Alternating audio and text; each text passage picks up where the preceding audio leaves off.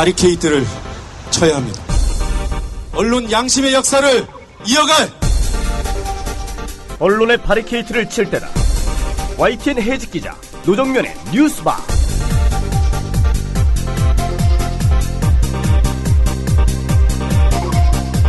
청취자 여러분 안녕하십니까? 어서 오십시오. 뉴스 바리케이드, 뉴스바를 찾아주신 여러분 반갑습니다.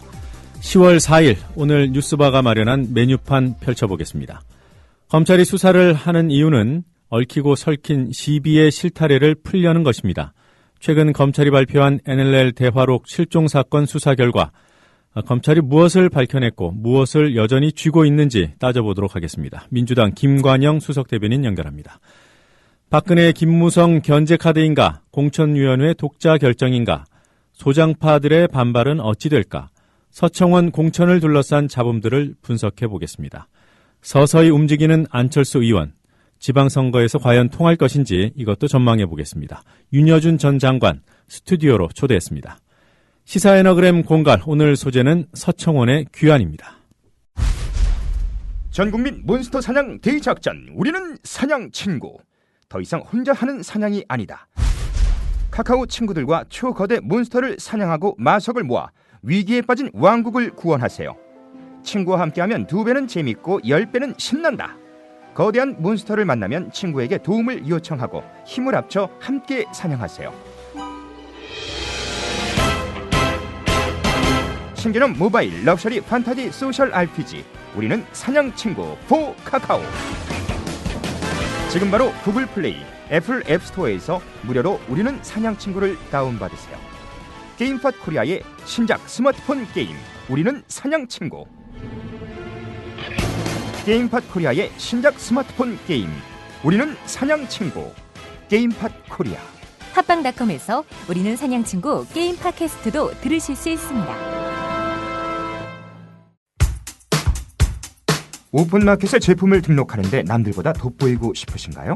소셜 커머스에 제품을 등록하고 싶은데 디자인비가 부담되시나요? 믿을 수 있는 확실한 인터넷 페이지, 전문 디자인 업체가 있습니다. 글로벌 소셜 커머스 그룹폰 코리아에 단연간 디자인 독점 공급을 하고 있는 컨텐츠 팩토리가 도와드립니다. G마켓, 옥션 등 오픈마켓 상세 페이지와 그룹폰, 쿠팡 등 소셜 커머스의 페이지 등록 시 기본 8만 원의 저렴한 비용으로 해드립니다. 판매와 직결되는 좋은 페이지 디자인이 필요할 때 고민하지 마시고 바로 연락주세요.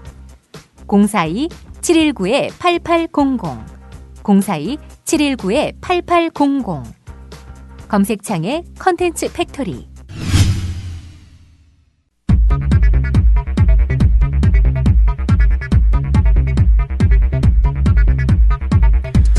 주요 뉴스들 몇 가지 간추려 보겠습니다.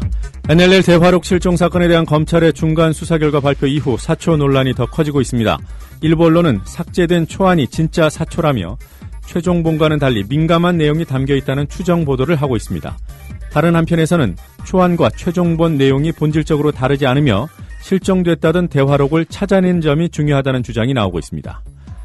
검찰이 봉화 이지원에서 발견한 NLL 대화록과 국정원이 공개했던 대화록의 법적 성격을 달리 보고 있다는 보도가 나왔습니다. 국정원의 대화록 공개에 면죄부를 주려는 의도로 보입니다. 이에 따라 국정원이 녹음 파일을 전격 공개할 가능성도 제기되고 있습니다. 새누리당이 청와대 낙하산 논란과 당내 반발에도 불구하고 비리 전력이 있는 서청원 전 한나라당 대표에 대한 공천을 강행했습니다. 공천위원장을 맡은 홍문종 사무총장의 말입니다. 서청원 후보와 같은 유력한 정치인이 지역의 일꾼으로 선출을 해요. 지역의 문제를 해결해 줄 것을 기대하는 분위기가 점차 성숙되고 있어서 미국이 일본의 집단적 자위권 행사를 환영한다는 입장을 밝혔습니다. 이 같은 입장은 미일 국방장관이 참여한 이른바 2+2 회담의 공동성명에 담겼습니다. 우리나라가 전작권을 위탁하고 있는 미국이 일본의 군사력 강화를 지지했다는 점에서 국내에서도 논란이 예상됩니다. 그룹 해체 위기를 맞고 있는 동양그룹의 기업어음 사기 발행 의혹이 높아지고 있는 가운데 동양증권 직원과 개인 투자자들이 현재현 동양그룹 회장 집 앞에서 시위를 벌였습니다. 이들은 현 회장이 경영권 방어에 급급해 동양시민택까지 법정관리를 신청함에 따라 동양시멘트를 담보로 판매된 기업어음은 휴지 조각이 된다며 동양시멘트에 대한 법정관리 신청을 철회하라고 요구했습니다. 삼성이 프로야구 정규 시즌 3연패로 한국 시리즈 직행을 확정한 가운데 플레이오프 직행에 걸린 2위 다툼이 전에 없이 치열합니다. 2위는 LG와 넥센, 두산 세 팀이 내일 마지막 경기 결과에 따라 결정됩니다.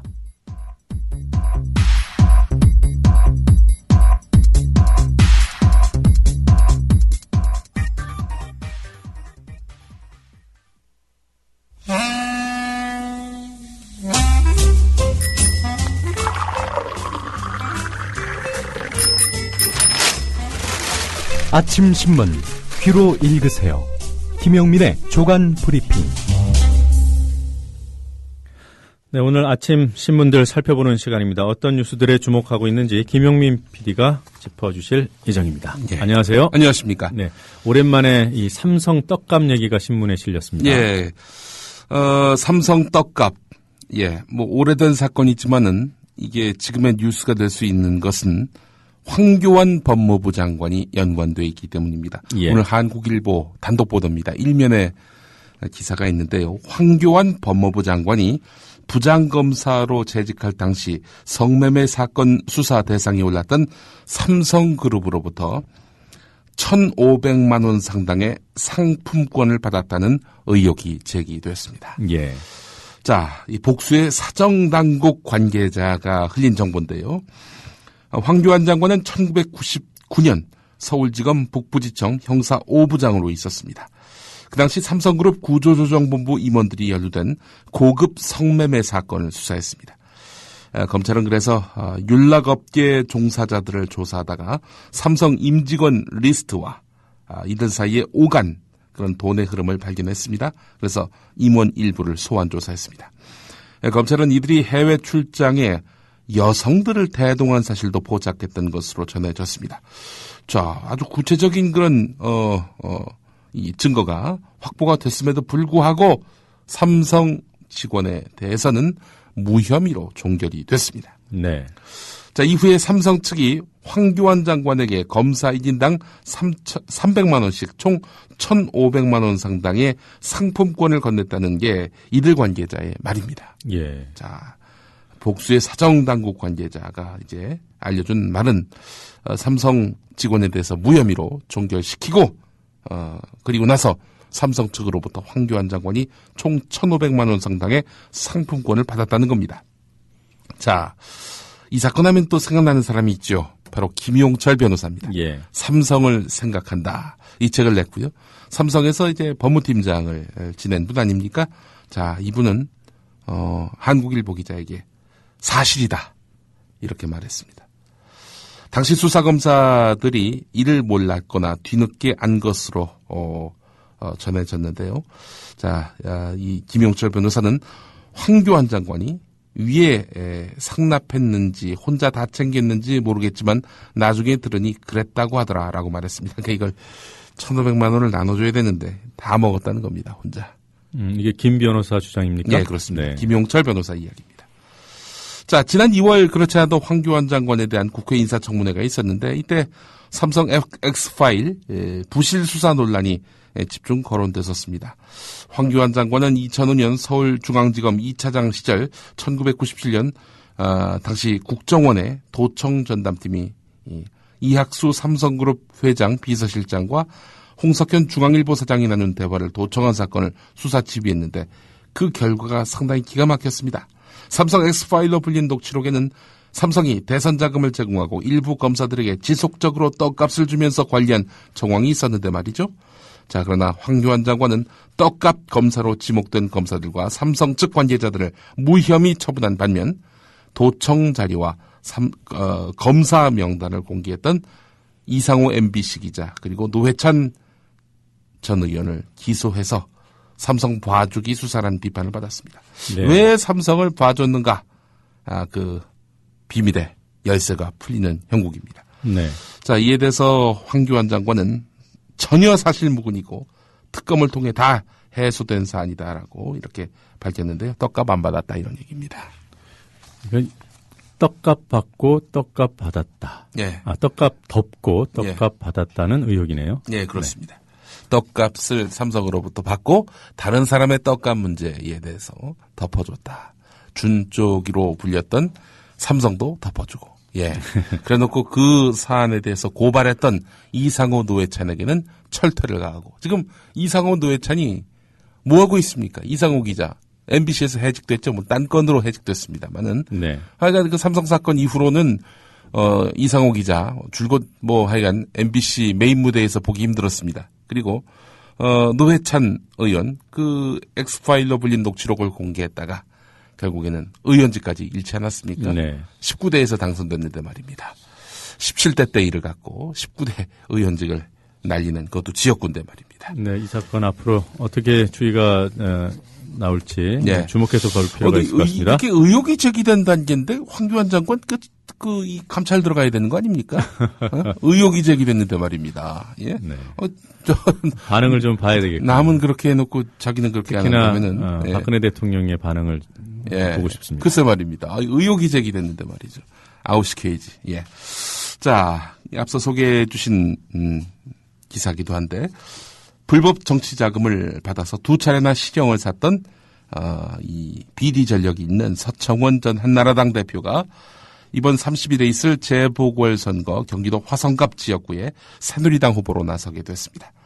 정치자금법을 두 차례나 위반해서 비리 정치인이라는 낙인이 찍혔음에도 불구하고 서청원 전 대표를 공천한 것은 박근혜 대통령과 새누리당의 정치 쇄신 약속과 어긋나는 것이어서 여당 안에서도 정치 퇴행이다 이런 비판이 나오고 있지 않습니까? 예. 당헌 당규를 보더라도 이 비리 전력자에 대해서는 그 공천을 안 준다.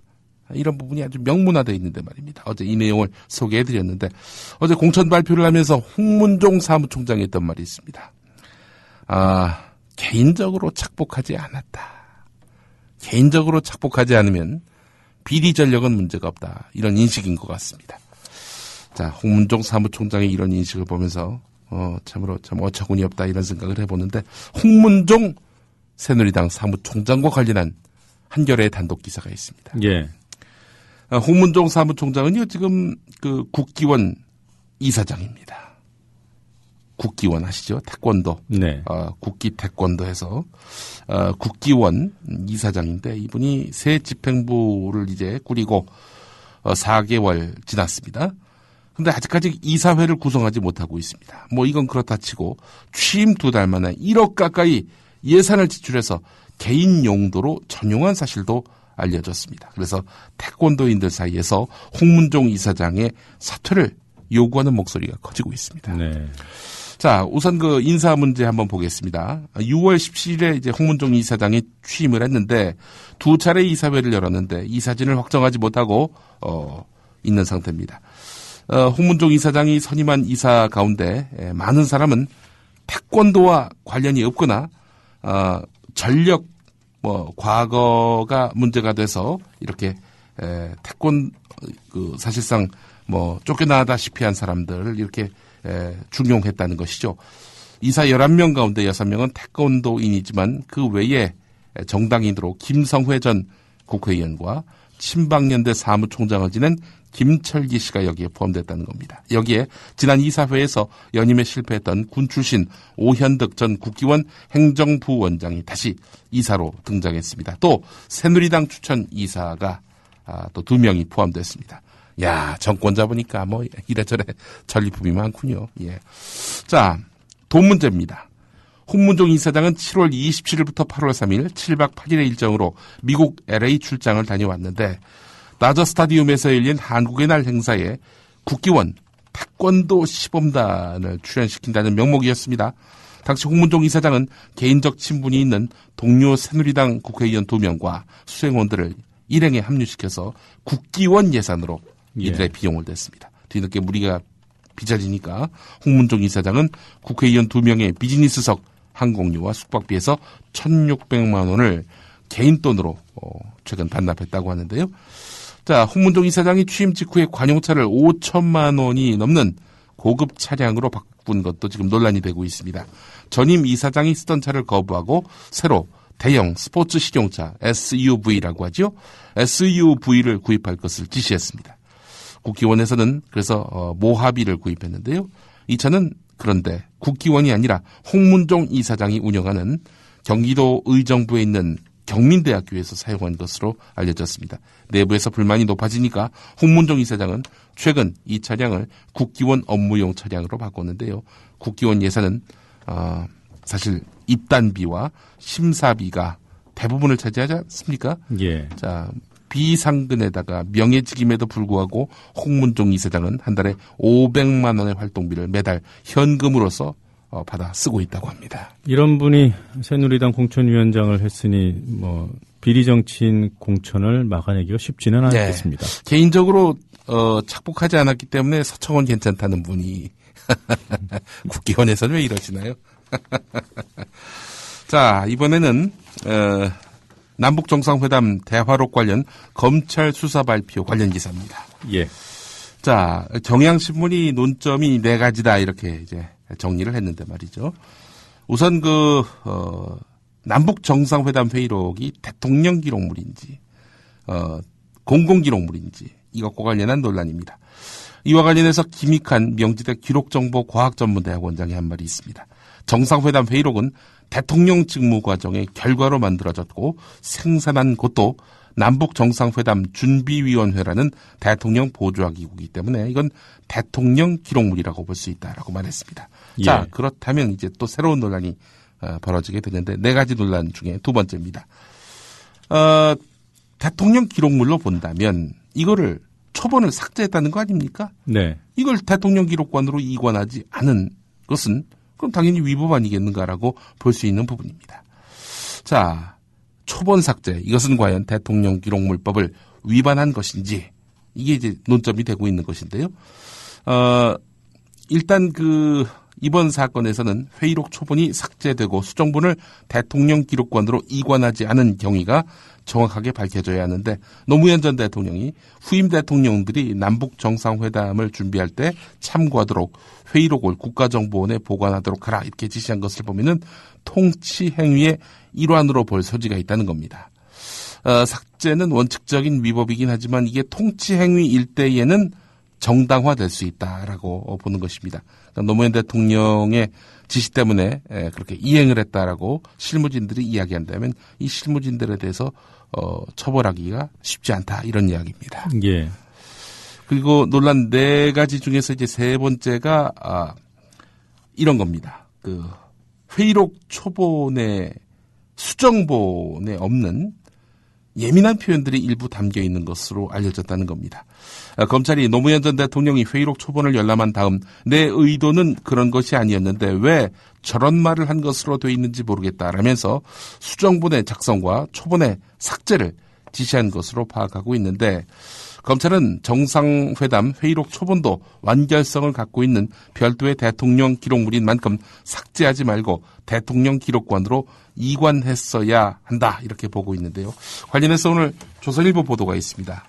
일면에 나와 있는 기사인데 초본에는 저는이라고 되어 있는데 수정본에는 나는 이렇게 바뀌었다는 겁니다. 예. 이게 누구 앞에서 이랬다는 겁니까?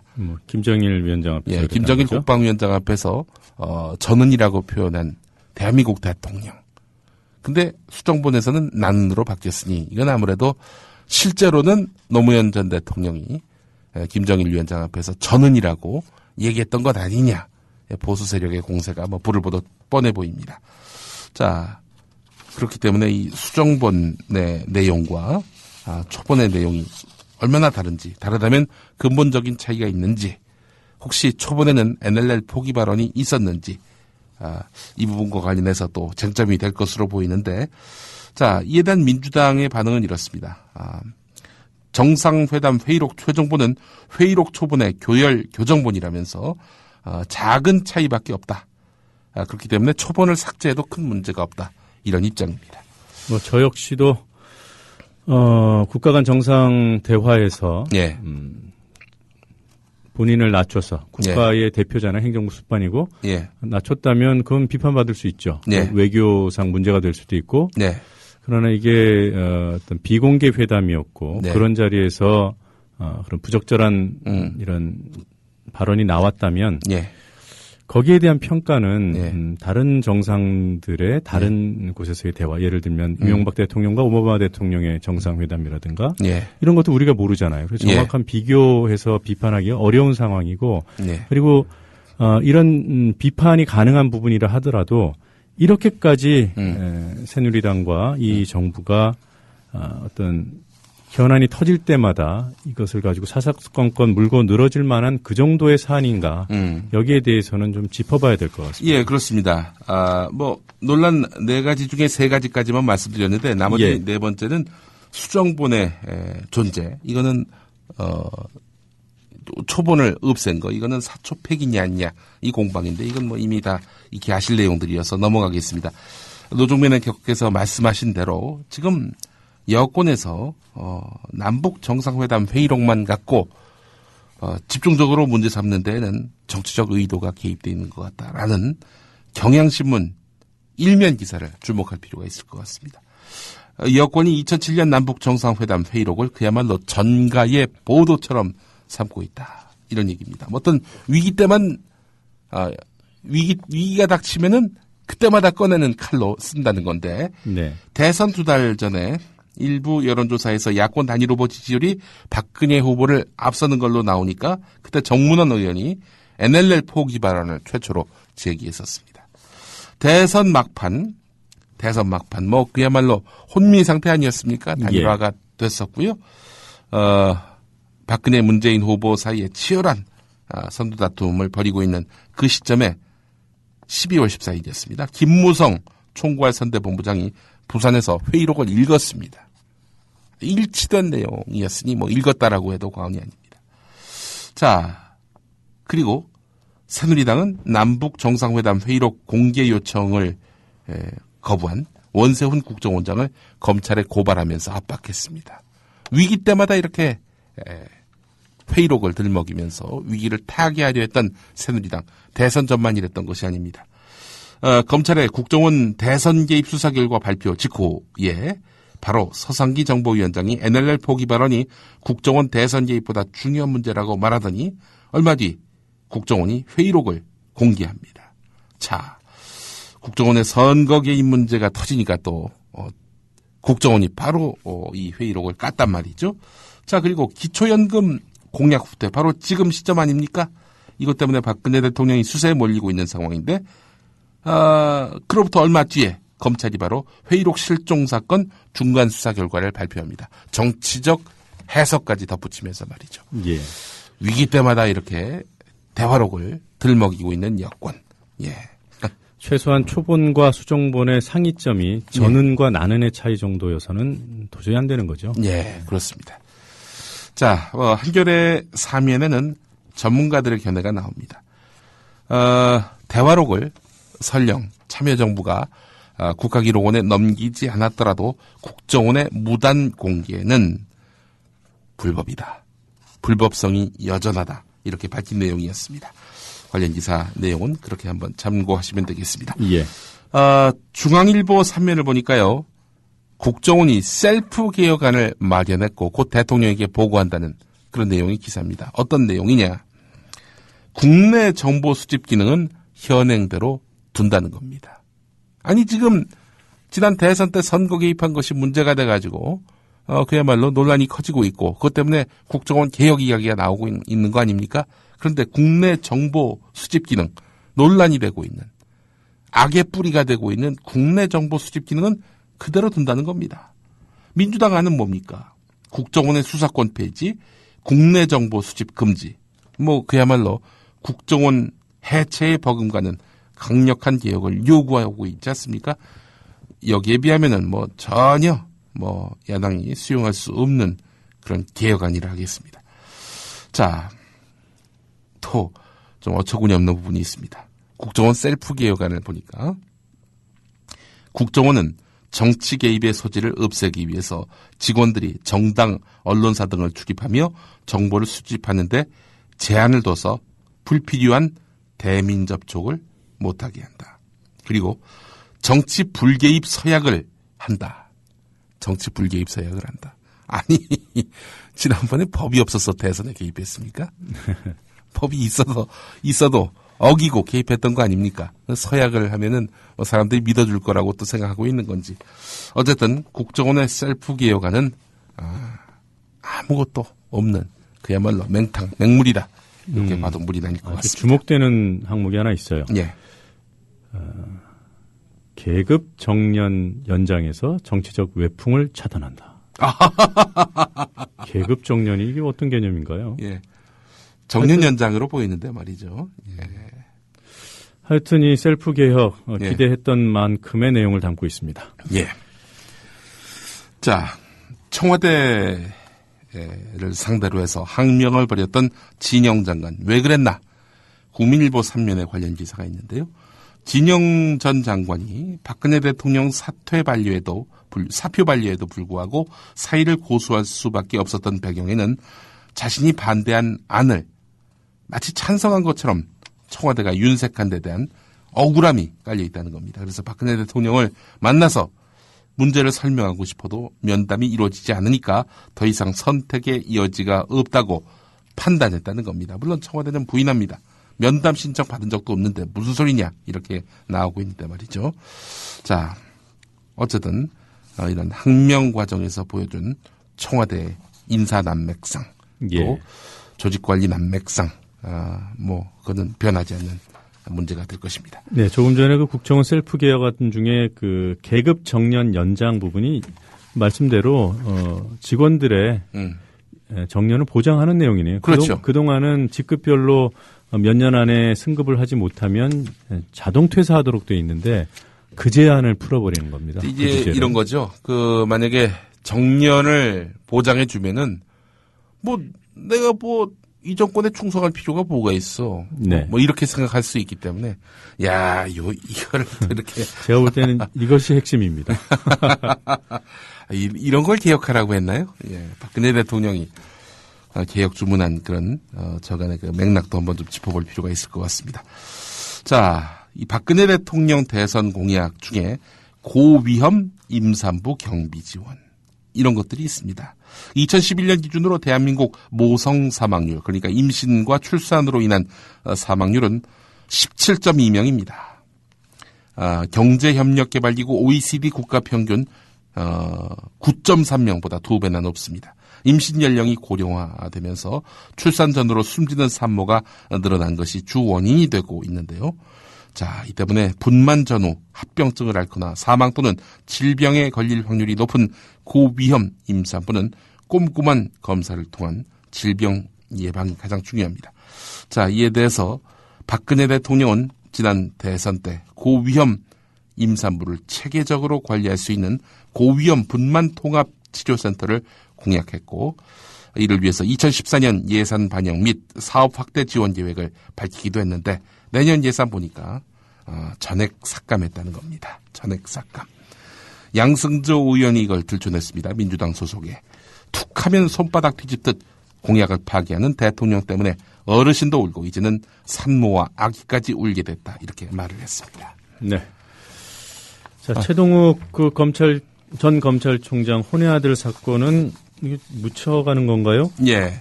오늘 조선일보 기자 수첩을 보겠습니다. TV조선에서 얼마 전에 최동욱 총장의 혼외 아들이 사는 집에서 일했다는 가정부 이모 씨 인터뷰를 하지 않았습니까? 예. 이모 씨가 조선일보 기자에게, TV조선 기자에게 고마워요. 정말 고맙습니다. 라는 반응을 보였다면서 이 아주머니가 몇 년 동안 가슴에 쌓여있던 한이 풀렸다 이렇게 말을 했다고 하는군요. 보도 이후에 만난 아주머니 얼굴에는 예전의 불안이 깨끗이 사라져 있었다. 환한 미소를 지으며 기자에게 밥은 잘 챙겨 먹고 다니느냐고 묻는 푸근한 이웃집 아줌마였다. 내 인생에 이런 일이 일어날 줄은 상상도 못했어요. 그런데 진실을 털어놓으니 마음이 개운해요. 평생 이렇게 마음 편한 적이 없어요. 이제야 나도 세상의 일원이 된 것 같아요. 집으로 돌아가는 아주머니 발걸음은 새털처럼 가벼워 보였다. 이런 기자 수첩이었습니다. 최동욱 총장 혼외 자녀가 있다는 것이 진실이다라는 것들을 참 새철처럼 가벼운 기자 칼럼입니다. 제가 좀 이 조간 브리핑을 할 때마다 제가 진행자이기 때문에 가급적 자제하고 마음을 다스리려고 하는데 왜 이런 것들만 갖고 와서 이거 소개를 해주는 겁니까 도대체? 여기 보세요. 이거 내 인생에 이런 일이 생길 줄은 상상도 못했어요. 저는 이 문구를 딱 보는 순간에 이현준 기자께서 TV조선 기자가 내 인생에 이런 취재를 할 줄은 상상도 못했어요. 이렇게 들렸습니다. 애너그램을 한번 돌려보시죠. 자, 오늘 여기까지 하겠습니다. 준비한 노래는 새털 이야기가 나와서 그런데 변진섭의 새들처럼을 준비했습니다. 네, 자 오늘 수고하셨습니다.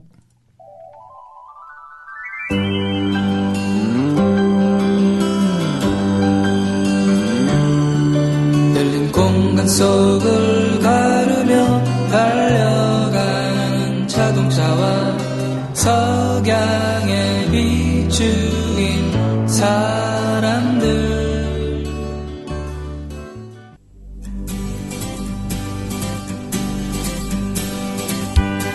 막간 퀴즈입니다. 서청원 후보와 같은 유력한 정치인이 지역의 일꾼으로 선출이 되어 지역의 문제를 해결해 줄 것을 기대하는 분위기가 점차 성숙되고 있어서 새누리당은 오는 30일 치러지는 경기 화성갑 보궐선거에 공천 헌금을 받은 전력으로 수감된 바 있었던 서청원 전 대표를 공천하기로 했습니다. 서청원 전 대표는 언론인 출신인데요. 그 언론 매체는 다음 중 무엇일까요? 1번 사건과 실화, 2번 벼룩시장, 3번 조선일보, 4번 선데이 서울. 정답을 아는 분은 지금 팟빵 게시판에 글을 올려주세요. 정답자 가운데 3분에게 기념 음반을 보내드립니다.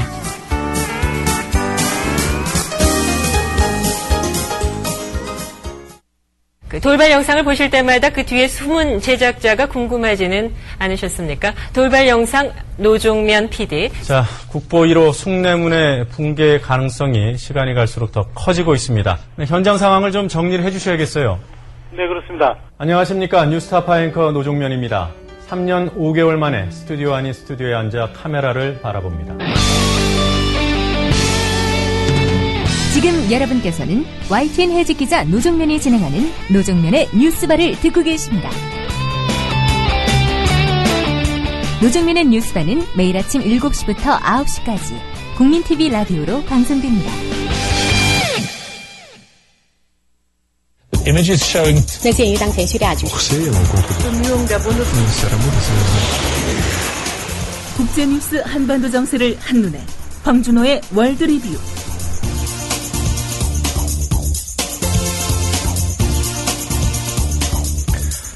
네, 한반도 정세와 지구촌 둘러보는 시간입니다. 국제뉴스 전문 캐스터 황준호 기자 전화 연결돼 있습니다. 황 기자님 안녕하세요. 예, 안녕하십니까. 자, 이 무슨 얘기입니까? 미국이 일본의 집단적 자위권 행사를 환영한다는 입장이 나왔어요. 예, 어제 미국하고 일본 양국의 외교장관과 국방장관들이 소위 2+2 회의를 했는데요. 회의 후 공동성명에서 미국이 집단적 자위권 행사를 포함한 일본의 방위력 강화 구상을 환영한다는 입장을 공식적으로 밝혔습니다. 미국이 일본의 집단적 자위권 행사를 지지한다는 건 이미 알려진 거지만 대외적인 파장을 우려해서 조용히 지지해 왔는데 이렇게 공동성명을 통해서 공식 환영한다고 한 거는 대단히 이례적인 일입니다. 집단적 자위권이라는 거는 쉽게 말해서 미국이 공격을 받으면 일본도 같이 거기에 대응한다는 건데요. 한국과 중국은 일본의 군사대국화 또는 군국주의화로 가는 길이라면서 반대해 왔습니다. 어제 발표에 대해서 우리 정부는 공식 논평을 안 냈는데요. 중국 관영 신화통신은 미일 동맹이 위험한 길로 가고 있다라는 말로 경계심을 드러냈습니다. 왜 논평조차도 못 내는지 모르겠습니다. 그렇습니다. 예, 또 어떤 합의가 있었습니까? 일본과 중국이 영토 분쟁을 하고 있는 센카쿠 열도에 대해서 캐리미 국무장관이 센카쿠는 미일 안보 조약의 대상이다라고 한 것도 중국을 크게 자극하는 말이었습니다. 센카쿠 분쟁이 일어나면 미국이 일본하고 힘을 합쳐서 대응하겠다는 뜻인데요. 미국은 원래도 또 역시 그런 입장을 가지고 있었지만 중국이 반발하면 한 발 물러나는 식으로 치고 빠지기를 그동안 해왔었는데 이번에 확실하게 일본에 손을 들어줬습니다.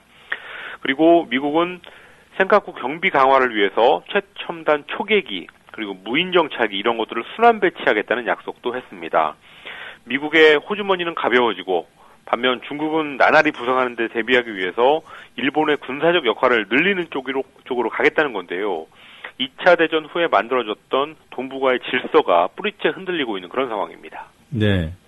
지금 한미일 3국 관계 보면은 미국을 중심에 두고 한국과 일본이 미국의 뭐라고 할까요? 좀 지지를 부탁하는 듯한 그런 형국인데 일본 외무상이 어제 이상한 말을 했군요. 어제 회의에서 기시다 후미오 일본 외상이 케리미 국무장관한테 한국과의 관계에 대해서 얘기하고 싶다라고 하면서 과거의 문제, 그러니까 과거사 문제에 대해서 일본은 성의를 갖고 최대한 노력했다라고 주장했습니다. 네. 또 역사 인식에 대해서도 아베 내각은 역대 내각의 입장을 계승하고 있다는 얘기를 반복해서 표명하고 있다라고도 했는데요. 자기들의 억울한 것을 미국한테 얘기한 거였습니다. 말씀하셨듯이 요즘에 한국과 일본이 각각 미국을 붙잡고 서로에 대한 서운함을 표하는 그런 모양새인데요. 한미일 3국의 군사협력을 이끌어내야 되는 미국의 입장에서는 고민스러운 상황입니다. 그렇지만 미국이 과거사 문제에 대해서 노력하고 있다라는 말은 우리는 물론이고 미국 입장에서도 이걸 선뜻 받아들이기 힘들지 않나 싶습니다. 네. 자, 이미 캐리 장관이 북한하고 불가침 조약 가능성을 얘기했습니까? 캐리 장관이 어제 회의 후 기자회견에서 북한이 비핵화를 결심하고 이를 위해서 정통성 있는 협상에 나선다면 우리는 대화할 준비가 돼 있고 북한과 불가침 조약을 체결할 준비도 돼 있다라는 말을 했습니다. 불가침 조약이라는 거는 일단은 비핵화를 전제로 한 거지만 어쨌든 북한이 요구하는 평화협정하고 사실상 같은 겁니다. 최근 몇 달 동안 오바마 정부는 북한이 비핵화에 대한 진정성 있는 행동을 먼저 해야지 핵협상에 나갈 수 있다. 이 말만 계속 되풀이하고 있는데요. 캐리 장관의 어제 발언은 북한한테 이 비핵화에 확실한 인센티브를 제시한 것으로 해석되고 있습니다. 그렇지만 아직까지 이게 오바마 정부의 공식 입장이라기보다는 캐리 장관이 자기의 어떤 지론을 얘기한 측면이 커 보입니다. 네. 요즘 북한의 핵 활동에 관한 관측들이 많이 나오고 있기 때문에 캐리 장관의 입장이 워싱턴 정가에서 세를 얻기는 어려워 보이는데 어떻습니까? 그렇습니다. 영변 5메가와트 원자료가 다시 가동되는 조짐이 있다는 분석이 얼마 전에 있었고 또 그저께는 5메가와트 원자료 주변에서 온수 배출 사진이 찍혔다는 보도도 있었습니다. 그러니까 핵 활동에 관한 더 뚜렷한 증거가 나온 건데요. 북한이 한편으로는 협상을 또 다른 한편으로는 협상을 재촉하기 위한 핵 활동을 하는 게 아니냐 이런 분석이 나오고 있습니다. 북한이 우라늄 농축이라는 위험한 활동을 지금 계속 해오고 있기 때문에 영변 5메가와트 원자료를 다시 가동한다는 것은 상대적으로 크지 않은 활동입니다. 그렇다고 하더라도 핵협상에 대한 북한의 진정성이 크게 훼손되는 움직임은 틀림없어 보이고요. 역시 말씀하셨듯이 캐리 장관 같은 미국의 대화파의 입지가 워싱턴에서 더 줄어들 수밖에 없는 것 같습니다. 네. 자, 미국 의사당 주변에서 총격 사건이 발생했군요.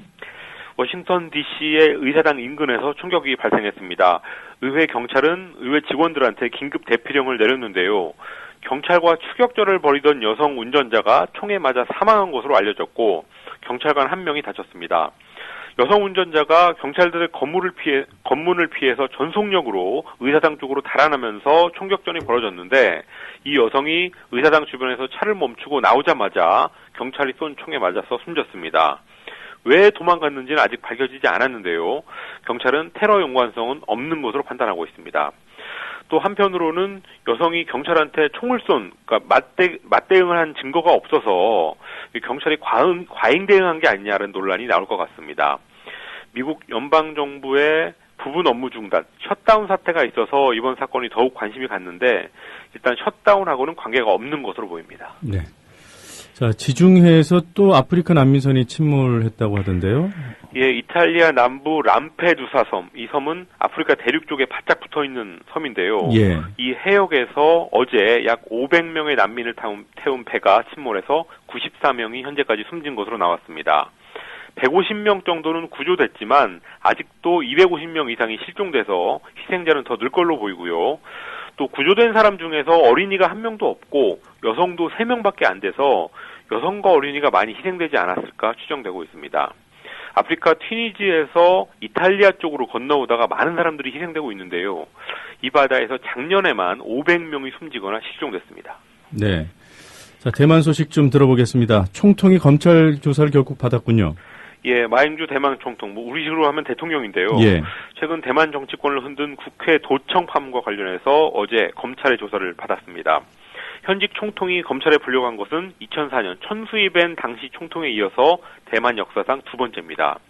마잉주 총통은 자기의 정적인 입법원장, 우리로 치면 국회의원 의장을 내치고 그러면 그걸 위해서 사법조직을 동원해서 뒷조사를 했다는 의혹을 받아왔고, 그 과정에서 국회 전화 도청 사실이 드러났었습니다. 이번 사건은 집권 국민당 내의 내분을 보여준 건데요. 국회 도청이라든지 수사정보의 누설, 또 정치 공작 의혹 이런 쪽으로 계속 파문이 확산되면서 대만 정치권의 혼란스러운 모습을 보이고 있습니다. 네. 자, 베를루스코니 전 이탈리아 총리 망신을 당했어요? 베를루스코니의 정치 생명이 이제 정말로 끝나가는 것 같습니다. 엄청난 언론 재벌이고 지난 20년 동안 총리를 3번이나 하면서 한 시대를 풍미했었는데요. 측근들이 배신을 하면서 의원직을 박탈당할 위기에 몰렸습니다. 베를루스코니의 자유국민당은 중도좌파 민주당하고 대연정을 하고 있는데요. 최근에 세금 횡령으로 베를루스코니가 실형을 선고받으면서 의원직을 박탈당할 위기에 몰렸습니다. 그 위기를 탈출하려고 자기네 당 소속의 장관 5명한테 장관직에서 사임하라 이런 지시를 내렸는데요. 이거는 연정을 흔들어서 의원직 박탈을 막으려는 수수였습니다. 그런데 그 민주당 소속의 총리가 신임 투표라는 승부수를 띄웠고, 그러면서 베를루스코니의 측근 의원들이 거기에 찬성을 하면서 신임에 성공했습니다. 그럼 장관직 사임은 어떻게 되는 겁니까? 장관들, 그 베를루스코니 당 소속의 장관들도 지시를 거부하고 사임을 안 했는데요. 베를루스코니의 최측근 자유국민당의 사무총장이 장관들 뒤에서 조종한 것으로 관측되고 있습니다. 예.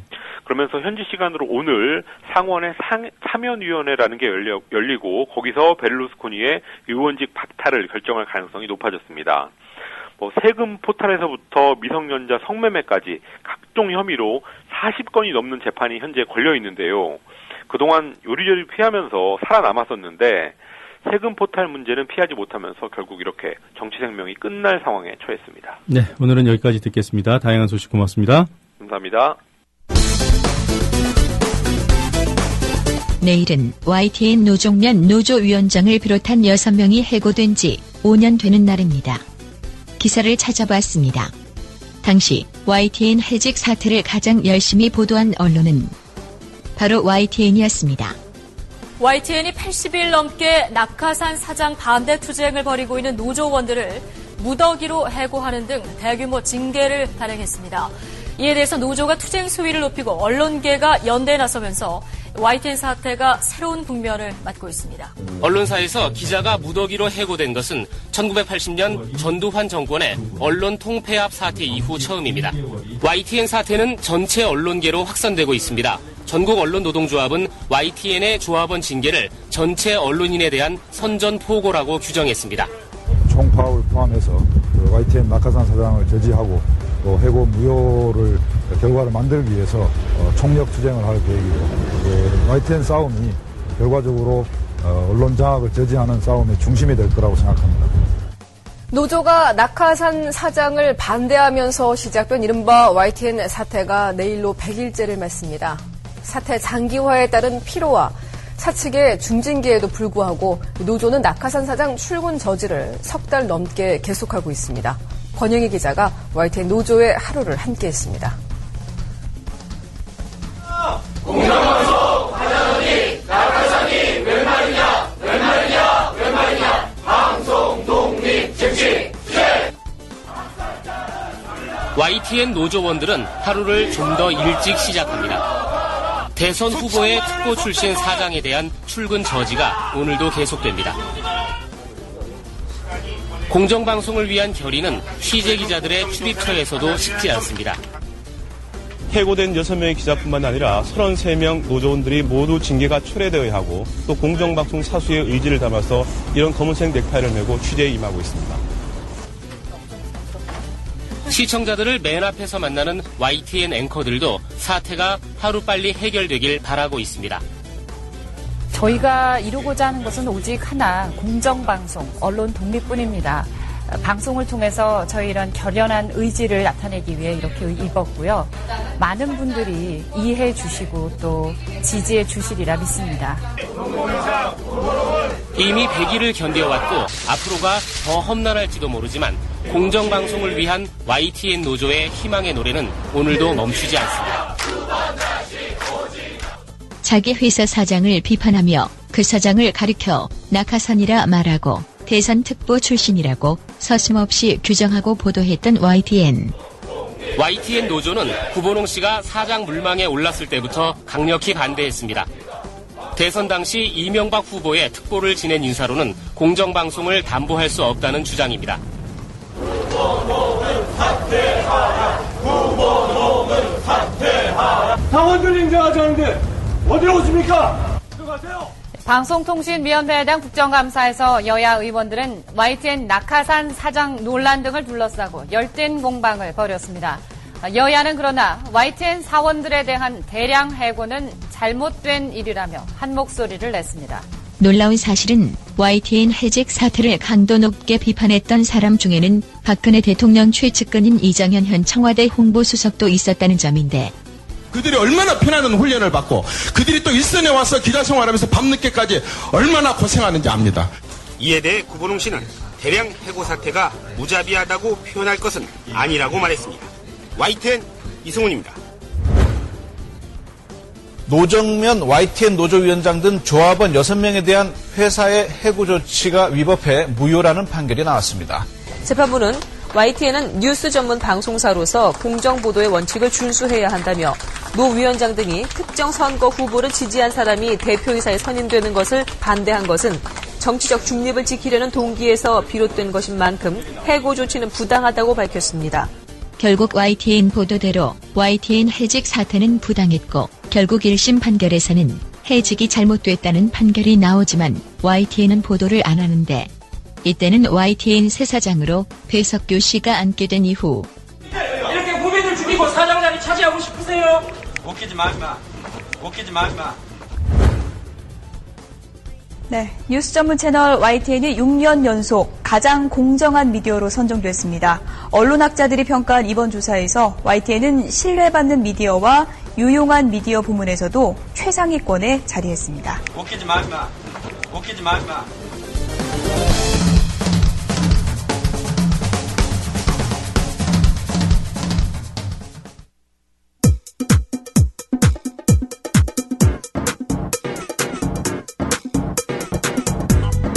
노정면의 뉴스바, 이제는 이슈 탐험입니다. 검찰이 NLL 대화록 실종 사건 중간 수사 결과를 발표하면서 오해를 불러일으킬 만한 부분을 강조했지만 정작 시비 판단의 핵심적인 부분은 아직 밝힐 수 있는 단계가 아니거나 일부러 퍼뜨렸다는 의심이 있습니다. 그래서 이제 여야는 하나의 수사 결과를 놓고 서로 다른 곳에 방점을 찍었습니다. 민주당 김관영 수석대변인 전화 연결돼 있습니다. 김관영 의원님 안녕하세요. 네, 안녕하세요. 김관영입니다. 네, 우선 검찰이 발표한 내용부터 좀 정리를 해보겠습니다. 예. 참여정부 때 초안을 삭제했다고 그 봉화 이지원 분석 결과 그렇게 확인했다는 거죠? 예. 그리고 삭제된 초안을 검찰이 복원을 했다는 것이고요. 네. 최종본을 또 별도의 최종본을 봉화 이지원에서 확인했고 그 최종본은 국정원본과 동일하다. 여기까지 맞나요? 예. 그런데 이 최종본을 국가기록원에 정식 이관하지는 않았다. 예. 네. 자, 하나하나 살펴보도록 하겠습니다. 먼저 봉화 이지원에서 삭제된 것으로 확인됐다는 초안. 예. 그것은 녹음 파일을 풀어 쓴 게 맞습니까? 네, 저희들이 내용을 아직 확인 못했습니다만은. 네. 통상적으로 녹음 파일을 풀으면은 맨 처음에 초안이 나오지 않겠습니까? 예. 그러면 대화의 당사자에게 그거를 보여줬을 것이고요. 네. 대화의 당사자가 보면서 녹음이라고 하는 것이 아무래도 당사자의 대화가 이 글로 표현을 하다 보면 네. 의도하지 않는 아니면은 잡음 뭐 등등 이런 것들이 있기 때문에 실제로 발언한 사람들이 그런 내용들을 좀 정리를 해서 최종 주문을 만들게 되는 것이죠. 예. 그 과정에서 초본이 만들어져서 대통령에게 보고가 되면서 거기서 문제가 있는 부분들을 오탈자나 이런 부분들을 수정하면서 최종본이 만들어지게 되는 것이고요. 예. 그러면은 당연히 초본은 소위 말하면 업데이트가 되는 그런 상황이기 때문에 네. 업데이트가 되는 것이 삭제라고 표현이 된 것 같습니다. 삭제라고 하면 지금 사초가 실종됐다, 그 대화력이 실종됐다 아니다 뭐 이런 논란이 벌어지고 있기 때문에 삭제했다 그러면 은폐를 위해서 폐기한 것으로 이해될 만한데요. 네. 그렇게 표현하면 안 되는 겁니까 그러면? 저희는 적어도 지금 최종본이라고 얘기된 거 있지 않습니까? 네. 지금 검찰이 확인한 것이 소위 지금 3개 버전이 있습니다. 예. 문서가 뭐냐면 초본이 네. 있다가 소위 삭제됐는데 그걸 복원했다. 예. 그 복원된 것이 있는 것이고요. 그다음에 최종본이 있는 것이고요. 네. 그다음에 국정원에서 복원하고 있는 부분이 있는데 네. 국정원에서 복원하고 있는 거하고 이 발견된 최종본이라고 하는 거는 차이가 없다는 것이고요. 네. 네. 그리고 그 초본이라고 하는 것은 저희가 볼 때는 가장 기초 데이터에서 네. 오탈자가 수정되기 이전의 것, 그것이 이제 초본이라고 하는 것이죠. 그러면 그렇기 때문에 어쨌든지 지금 이제 또 이 많은 분들이 좀 지금 오해를 하고 있는 부분이 그 봉화 이지원이라고 하는 것이 예. 마치 봉화마을에 지금 뭐 가지고 있는 봉화마을에서 복원하고 있는 그런 시스템이다. 뭐 이렇게 오해를 하고 있는 것 같은데요.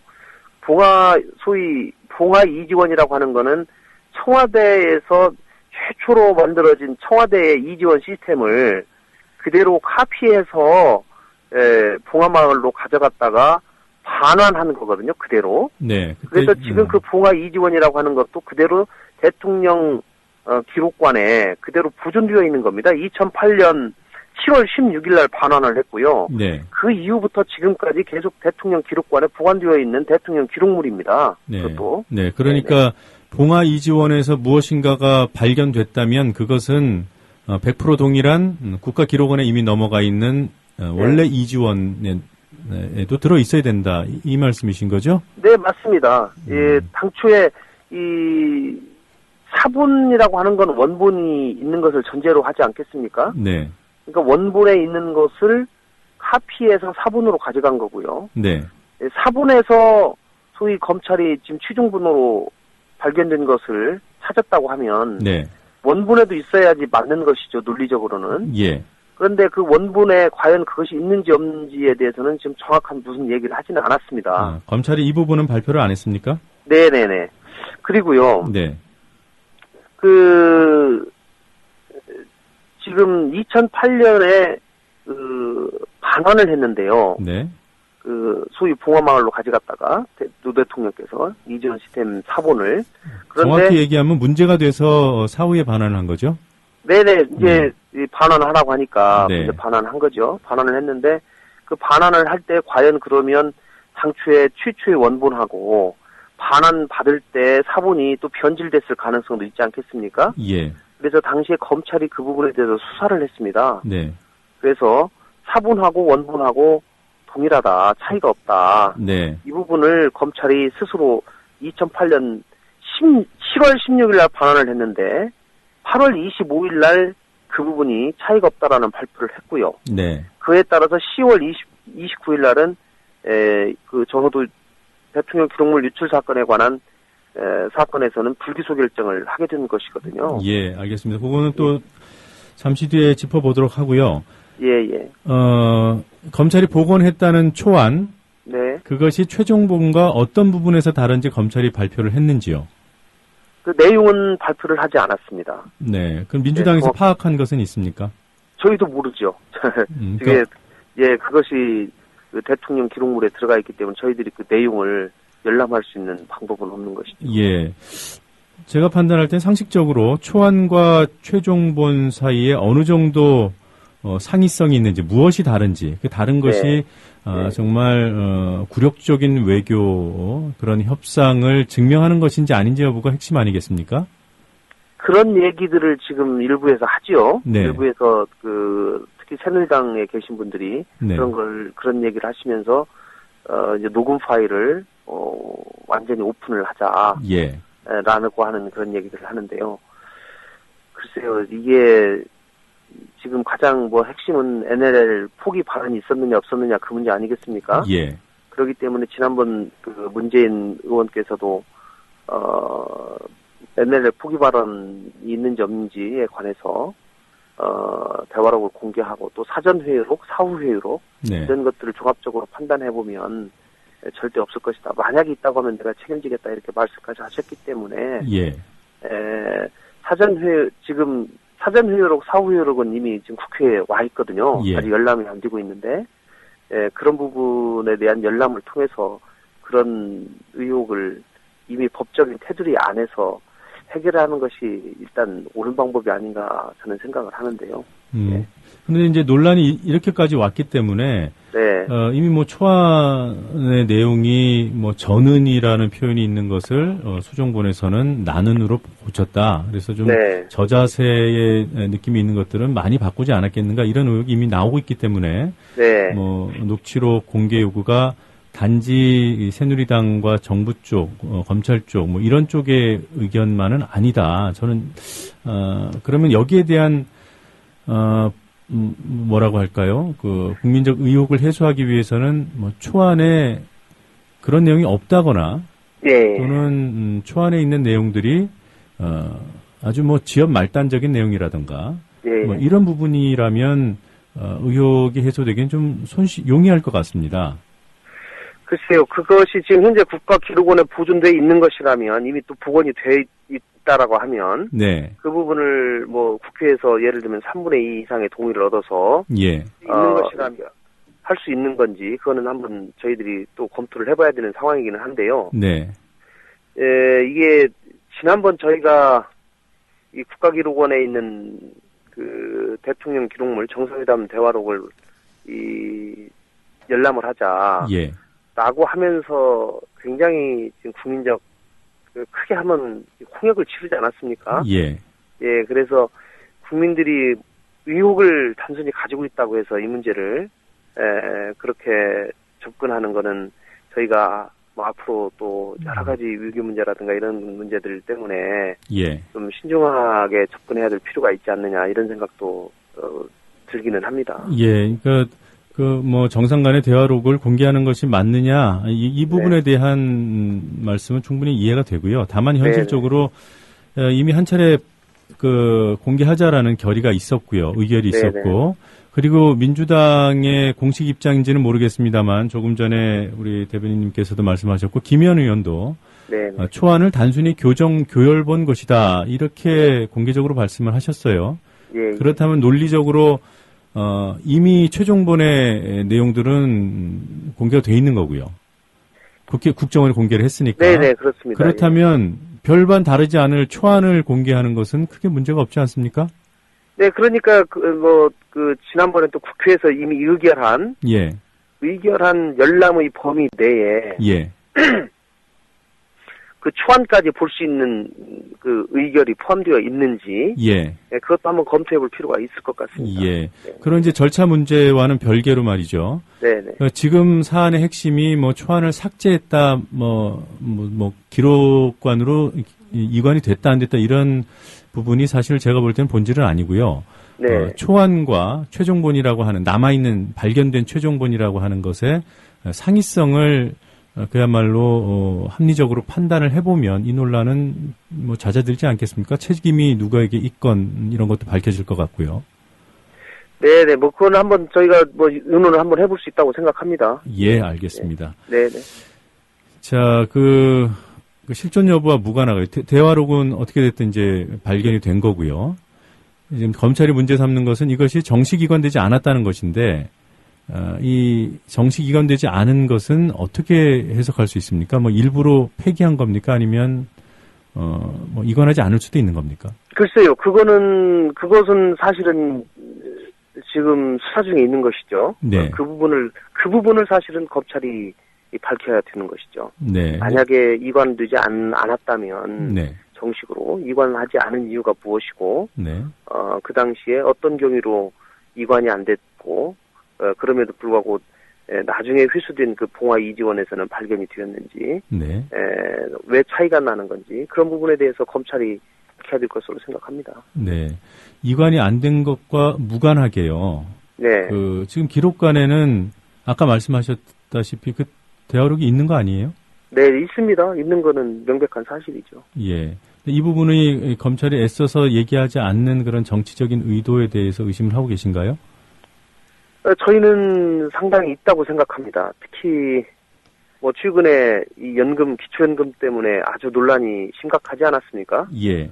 네, 저희가 9월 30일 날 10월 1일이군요. 10월 1일 날 국회에서 긴급 현안 질의를 통해서 기초연금 문제와 또 최동호 검찰총장 밀어내기 그 사건에 대해서 저희가 여야 간에 상당한 공방이 있었는데요. 예.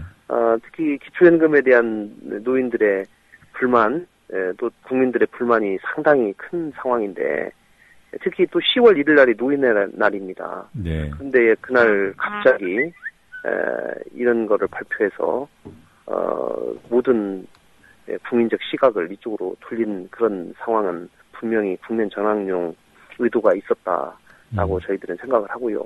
네. 또 통상적인 검찰이 중간 수사 발표라고 하는 거는 하지 않는 것이 정상이고요. 최종적으로 모든 수사를 마친 다음에 최종적인 수사 결과를 발표하는 것이 또 맞고요. 특히나 이 사건은 아까 이관이 되지 않았다라고 소위 얘기하고 있는 그 부분에 관해서 그 당시에 참여정부 인사들이 약 변호인과의 접촉을 통해서 약 한 30여 명 이미 소환을 할 예정으로 이렇게 돼 있고, 네. 그분들이 거의 검찰에 들어가서 그동안의 경위나 이런 것들을 정확하게 밝혀서 이 진상을 규명한 후에 네. 정확한 사실관계를 파악한 후에 발표를 하면 되는 것인데요. 마치 또 발표를 할 때도 처음에는 삭제됐다, 발견하지 못했다, 나중에는 최종본을 발견했다, 이렇게 발표를 하다 보니까 예. 발표가 나올 때마다 이 뉴스의 속보가 또 계속 뜨는 그런 과정에서 국민들이 마치 지금 대통령 기록관에는 없고 사적으로 밖에 유출돼 가지고 있는 거 아니냐라고 하는 그런 오해도 상당히 있었던 것이 사실이거든요. 예. 이 문제가 상당히 이제 복잡하게 이해되고 있기 때문에 의원님께서 다 말씀해 주신 내용입니다만 제가 간단하게 한번 정리를 해볼게요.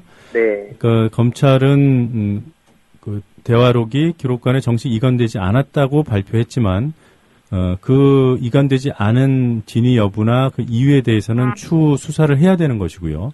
네. 다만 봉화 이지원에서 발견된 그 최종본이라는 것은 네. 봉화 이지원이 당연히 100% 동일한 이지원과 원래 이지원과 동일한 것이기 때문에 기록원에 이지원이 있다는 점을 비추어 볼 때는 기록원에 대화록 최종본이 있는 것이다. 네. 이렇게 이해하면 되겠습니까? 예, 그래야지 지금 정상적으로 맞는 것이죠. 네, 논리적으로 맞는 그게 건데. 맞는 것 같네요. 그러면은 기록원에서 보관하고 있는 소위 이지원이라고 네. 하는 것, 그것이 제대로 검색이 됐는지, 네. 또 그 부분에 대해서는 명확하게 그 부분도 밝혀야 될 것이다. 그리고 차이가 난다면 왜 차이가 나는지, 예. 어떤 경위로 차이가 나는지에 대해서 검찰이 수사를 통해서 정확하게 실체를 밝혀서 국민에게 의혹을 좀 해소를 시켜줘야 되겠다라는 그런 생각을 합니다. 일각에서는 검찰이 이렇게 좀 완전히 확인되지 않은 상태에서 수사 결과를 발표한 것은 뭐라고 할까요? 소환에 잘 응하지 않은 분들이 있어서 그랬다. 좀 압박하기 네. 위해서 그런 의견들이 있던데 어떻게 보십니까? 그런 건 전혀 아니고요. 네. 초반에 그런 아주 수사 초기 단계에 네. 그런 얘기가 있었던 것으로 저는 알고 있습니다만은 최근에는 이미 다 검찰 수사 당국하고 이미 다 얘기가 잘 돼서 네. 순차적으로 소환에 철저하게 수사에 다 나가서 협조하겠다라고 하는 의견을 편향한 것으로 알고 있습니다. 그러니까 선후 관계를 보면 중간 수사 결과 발표하기 전에 이미 그런 협의가 이루어졌다는 말씀이시죠? 그건 명백한 얘기입니다. 네. 그리고 이 수사의 공정성 여부와 관련해서 얘기되는 것이 이 공안 2부장 담당 부장검사가 그 최동욱 검찰총장 사태와 관련해서 청와대와 연결된 게 아니냐 이런 구설에 올랐던 인물 아니겠어요? 네. 예, 이런 부분에 대해서는 뭐 어떻게 보십니까? 네, 물론 뭐 검찰 수사의 공정성이 의심받을 수 있는 상황이라고 봅니다. 예. 뭐 앞으로 이 수사가 어떻게 진행될지 저희 민주당은 예의주시할 그런 생각을 가지고 있고요. 예. 예. 자, 이 검찰은 그 노 전 대통령이 초안의 삭제를 지시했다고 보는 것 같아요. 네. 만약에 뭐 검찰의 이런 판단이 맞다면 이 삭제 지시는 은폐를 지시한 겁니까? 아니면 흔히 말하는 통치행위에 해당되는 것입니까? 글쎄요. 이제 적어도 대통령께서 대통령 본인 혹은 대통령을 보좌하고 있는 분들이 생산한 문서들을 예. 대통령 지정 기록물로 할 것인지 아니면은 보통의 대통령 기록물로 할 것인지를 정하는 최종 의사결정권자 아니겠습니까? 예. 그렇기 때문에 본인이 이 부분은 지정 기록물로 하는 게 좋겠다. 이 부분은 그렇지 않고 일반 대통령 기록물로 하는 것이 좋겠다라고 하는 의사결정은 최종적으로 대통령이 권한 범위 내에서 할 수 있다고 생각하고요. 예. 그것이 소위 말하면 뭐 은폐짓이냐 아니면은 후임 대통령이 좀 더 편안하게 볼 수 있도록 하기 위해서 대통령 기록물로 지정을 하면 15년에서 30년 동안 열람을 할 수가 없기 때문에 예. 앞으로 남북 관계가 계속되는데 그 관계에서 대통령이 그 부분을 좀 제대로 볼 수 있도록 하는 게 좋겠다라는 그런 의도를 가지고 이렇게 남겨놓은 것인지 그런 예. 부분은 수사 결과를 통해서 저는 밝혀질 수 있을 것이라고 생각합니다. 네. 그러니까 그 문건이 만들어지는 과정에서 대통령이 권한을 행사하는 것과 또 다른 문제로요. 네. 이지원에 이미 초안이 올라왔다가 삭제 내지는 수정 내지는 업데이트된 거기 때문에 문제가 되는 게 아닐까요? 초안 이지원에 먼저 들어왔다가 예. 바뀐 그것은 사실이죠. 예, 지금 검찰은 그렇게 일단 얘기를 했죠. 삭제 흔적이 있다. 예. 예. 당초에 이지원에. 네. 예. 예. 자, 그러면 이지원에 들어왔던 문건들은 조금 전에 말씀하셨던 교열 내지는 교정의 대상만은 아닌 어느 정도 의미 있는 문건으로 봐야 되는 거 아닙니까? 아니 어쨌든지 간에 그런데 이제 최초로 녹음 파일을 풀어서 대화록을 저희가 녹음 파일을 푸는 겁니다. 네. 라고 해서 대통령한테 보고를 하면 대통령께서 그걸 보고 직접 대화의 당사자는 난데 나는 이렇게 얘기했는데 왜 녹음에는 이렇게 나왔는지 그리고 그 녹음 파일이 글로 표현되어 있기 때문에 좀 더 읽어보는 사람이 쉽게 이해할 수 있도록 그렇게 문맥을 다듬는 거는 대통령이 저는 할 수 있는 일이라고 생각합니다. 그리고 녹음을 풀어 쓰는 분이 오기를 할 수도 있는 거니까 그런 부분은 충분히 이해가 되는데 제가 여쭤보는 것은 그것은 이제 보고와 결재 단계에서 그럴 수 있어요. 그런데 보고가 이루어지지도 않은 것을 이지원에다 먼저 넣습니까? 원래 시스템이? 저는 그런 걸로 알고 있습니다. 대통령에 관한 그 모든 시스템을 대통령이 적어도 한번 보게 하시려면 이지원에서 탑재를 해야지 그게 올라가는 거죠. 그리고 김현 의원께서 이런 말씀을 하셨더군요. 최종본을 만들면 자동으로 초안이 없어지는 시스템이다. 맞습니까? 제가 그 이지원 시스템을 정확하게는 모르는데 저도 그렇게 이해하고 있습니다. 네, 알겠습니다. 예. 적어도 저희가 문서를 만들 때 버전 1, 버전 2, 버전 3 이런 식으로 올라가지 않습니까? 예. 그러면은 그 버전이 올라갈 때마다 그게 별도로 하지 않으면은 그 과거 것이 자동적으로 업데이트되면서 똑같은 문서라고 하면 새로운 것으로 이렇게 드는 수가 있는 것이죠. 네. 이 검찰이 보면은 내용은 같다는 봉화 이지원의 최종본은 대통령 기록물 그리고 또 국정원이 공개한 대화록은 공공기록물로 이렇게 달리 규정하고 있던데요. 네. 이에 대한 민주당 입장은 어때요? 예, 저희는 그 부분은 좀 다르다고 생각합니다. 예. 대화록이라고 하는 것이 장소에 따라서 네. 구별된다기보다는 이 내용물에 따라서 분류가 되어야지 않냐. 네. 똑같은 내용을 가지는 것이 하나는 국정원에 있고 하나는 대통령 기록물에 있다고 해서 네. 그것이 하나는 엄격하게 또 오랫동안 열람할 수 없도록 되어 있는데 네. 다른 하나는 전혀 다른 방식으로 운영되고 실제로 쉽게 공개된다면 대통령 지정기록물을 운영하는 그 의도와 전혀 무관하게 네. 훼손되는 것이 아니겠습니까? 네. 예, 그래서 저희는 좀 다르다. 그리고 뭐 검찰이 그렇게 봤는지는 모르겠습니다만 검찰이 그런 해석을 내리기 전에 국정원이 국가기록원에 유권해서 의뢰했다는 지금 뭐 보도도 있지 않습니까? 예, 예. 예, 그거에 따른 국가기록원에서도 그거는 같이 봐야 된다라고 유권 해석을 내렸다는 것이고요. 네. 또 많은 국가기록에 관련된 기록물에 관한 학자들도 네.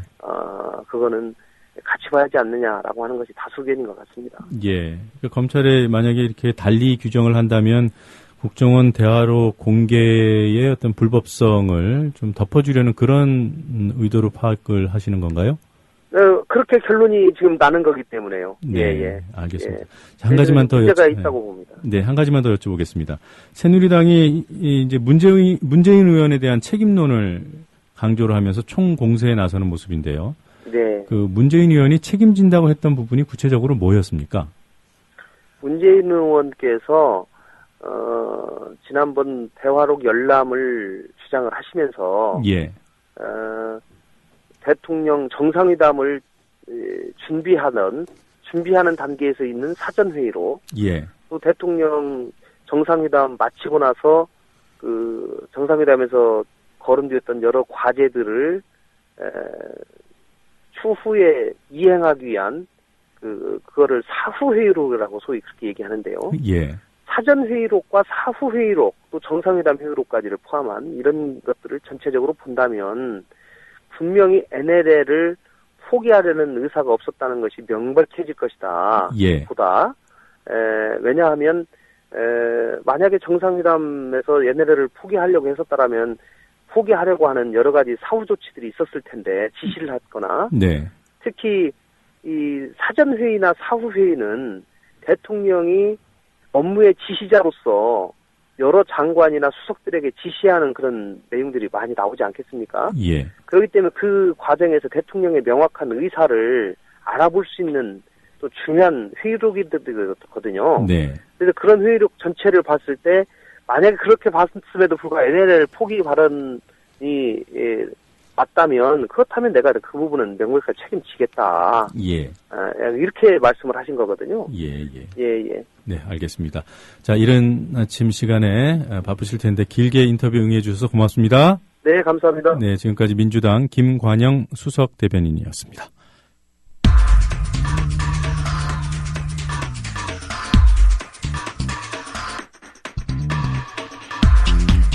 네, 에너그램이라는 기법을 이용해서 정치 풍자를 시도하는 시사 에너그램 공갈입니다.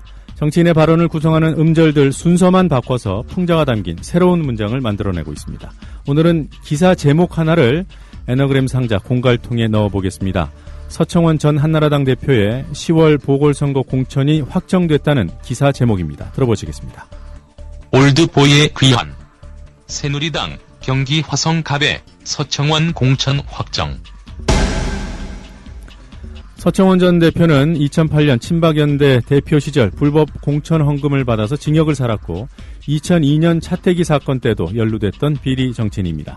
이렇게 공천을 받기 어려운 전력임에도 박근혜 대통령이 밀어서 공천을 따냈다는 분석이 우세합니다. 박 대통령이 왜 그랬을까요? 새누리당을 대통령 측근을 통해서 계속 장악하겠다는 의도가 아닐까 이런 분석들이 나오고 있습니다. 대통령 측근인 서 전 대표는 이번에 당선되면 차기 당대표가 될 가능성도 크다고 합니다. 결국 새누리당은 대통령의 확성기로 남아있어야 한다. 이것이 박심이라는 분석입니다. 앞서 들으신 기사 제목을 에너그램 상자에 넣고 음절 순서를 바꿔보겠습니다. 역시 앞서 소개해드렸던 분석 그대로 문장이 재구성됩니다. 서청원에 대한 공천은 여당을 대통령 확성기로 만들겠다는 의도이고 여기에 새누리당이 발가벗고 응했다는 의미의 문장이 만들어졌습니다. 들어보시겠습니다. 서청원 공천 정리. 갑의 귀환, 확성기화 경보에 세 당이 5월 누드. 서청원 공천 정리, 어떻게 정리할 수 있을까요? 갑의 귀환, 요즘 갑이라는 용어가 유행입니다만 새누리당 입장에서 보면 대통령 측근인 서청원 전 대표가 갑이라고 할 수 있습니다. 그가 돌아온 겁니다. 확성기화 경보, 서 전 대표의 귀환은 당을 대통령 확성기로 만들려는 경보음이라 할 수 있고 그래서 당내 반발도 있었던 것입니다.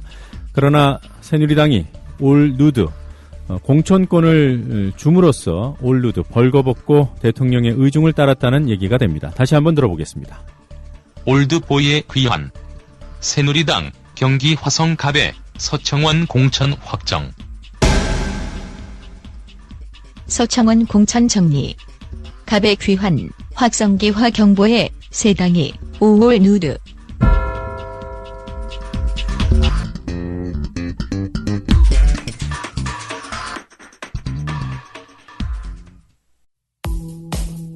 여우처럼 쇼핑하자 폭스마켓. 국내 최저가 판매 나노 금칫솔. 오픈마켓 최저가보다도 더 싸다. 국민의 48%가 살 때까지 단돈 1만 원에 무조건 무료 택배로 드립니다. 치약의 혁명 N47 플라즈마 치약. 기면활성제, 방부제, 사카린을 전혀 사용하지 않았습니다. 일반 치과 판매가보다 무려 70% 저렴하게 드립니다. 국민TV와 함께하는 참 좋은 쇼핑몰 폭스마켓. 문의는 1566-5476. 검색창에 폭스마켓을 입력하세요. 폭스마켓.co.kr.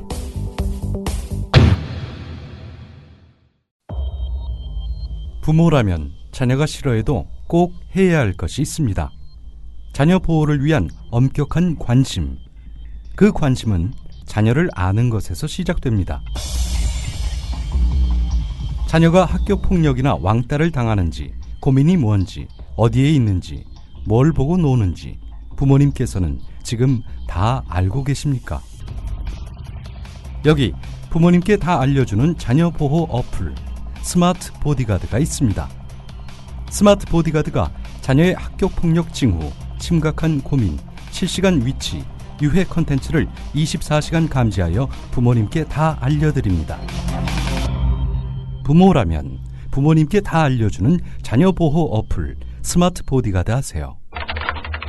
구글 스토어에서 스마트 보디가드를 검색하세요. 더불어 행복한 세상. 더불어 행복한 세상. 국민 TV.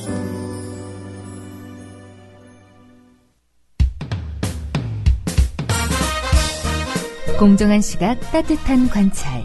YTN 해직 기자 노종면의 뉴스바. 이제는 초대석으로 함께합니다.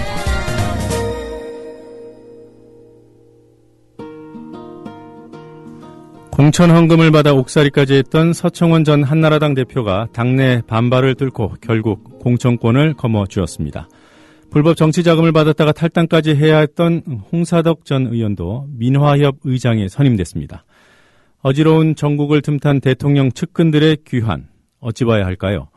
지난 대선 때 민주당 국민통합추진위원장을 맡았던 윤여준 전 환경부 장관을 스튜디오로 초대했습니다. 안녕하세요. 네, 안녕하십니까. 오래간만입니다. 네, 오랜만에 뵙겠습니다. 자, 정치소비자협동조합, 네. 이름이 울림이었죠? 예, 예. 네. 지금 어떻게 진행이 되고 있습니까? 지금 이제 조합원 모집을 이제 시작을 했는데요. 네. 네. 근데 이게 다른 협동조합은 되게 기업 형태라서. 예. 성패 간에, 성공 실패 간에 금방 결과가 손에 쥐어지는 그런 협동조합들이죠. 그런데 이건 어떻게 보면 좀 정치적 가치를 생산하는 그런 운동을 하는 조합이라서 이게 좀 뭐라 그래야 되나요? 상당한 의지를 가진 사람이 아니면 이 활동에 지속적으로 참여하기가 쉽지 않거든요. 네. 그래서 저는 조합원을 그냥 짧은 기간 안에 많은 분을 모시는 걸 목적으로 하질 않고 아주 의지가 확실한 분만 가능한 모시려고 하다 보니까 조금 이렇게 조합원 모집의 속도는 늦어지지만 어차피 조합운동이 장기적인 안목으로 시작한 거라서요. 네. 그렇게 서서히 해나가려고 합니다. 네. 이 조합 활동의 어떤 지향점 중에 하나가 정치인이 한 약속을 제대로 이행하고 있는지 추적하는 것이다. 네. 활동 방법의 하나로 네. 많은 정치인들이 수많은 약속을 국민에게 하는데 그중에 흐지부지 되는 게 상당히 많고 그렇지 네. 않습니까? 그래서 그걸 좀 추적을 해서 왜 흐지부지 됐는지 뭐 그런 것까지 좀 국민한테 알려드려가지고 정치인들이 함부로 약속을 하지 못하게 하자 하는 그런 활동 방법의 하나로 생각하는 거죠. 네.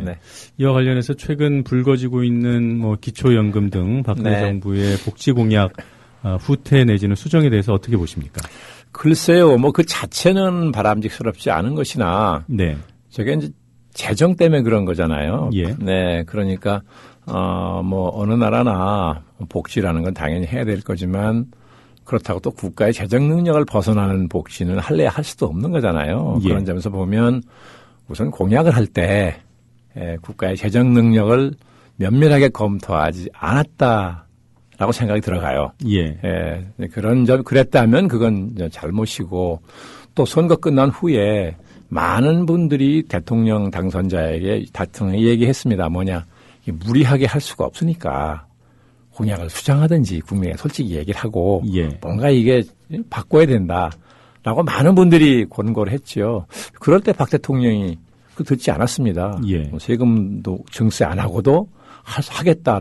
자기는 약속을 지킨다라고 몇 차례 그렇게 얘기했죠.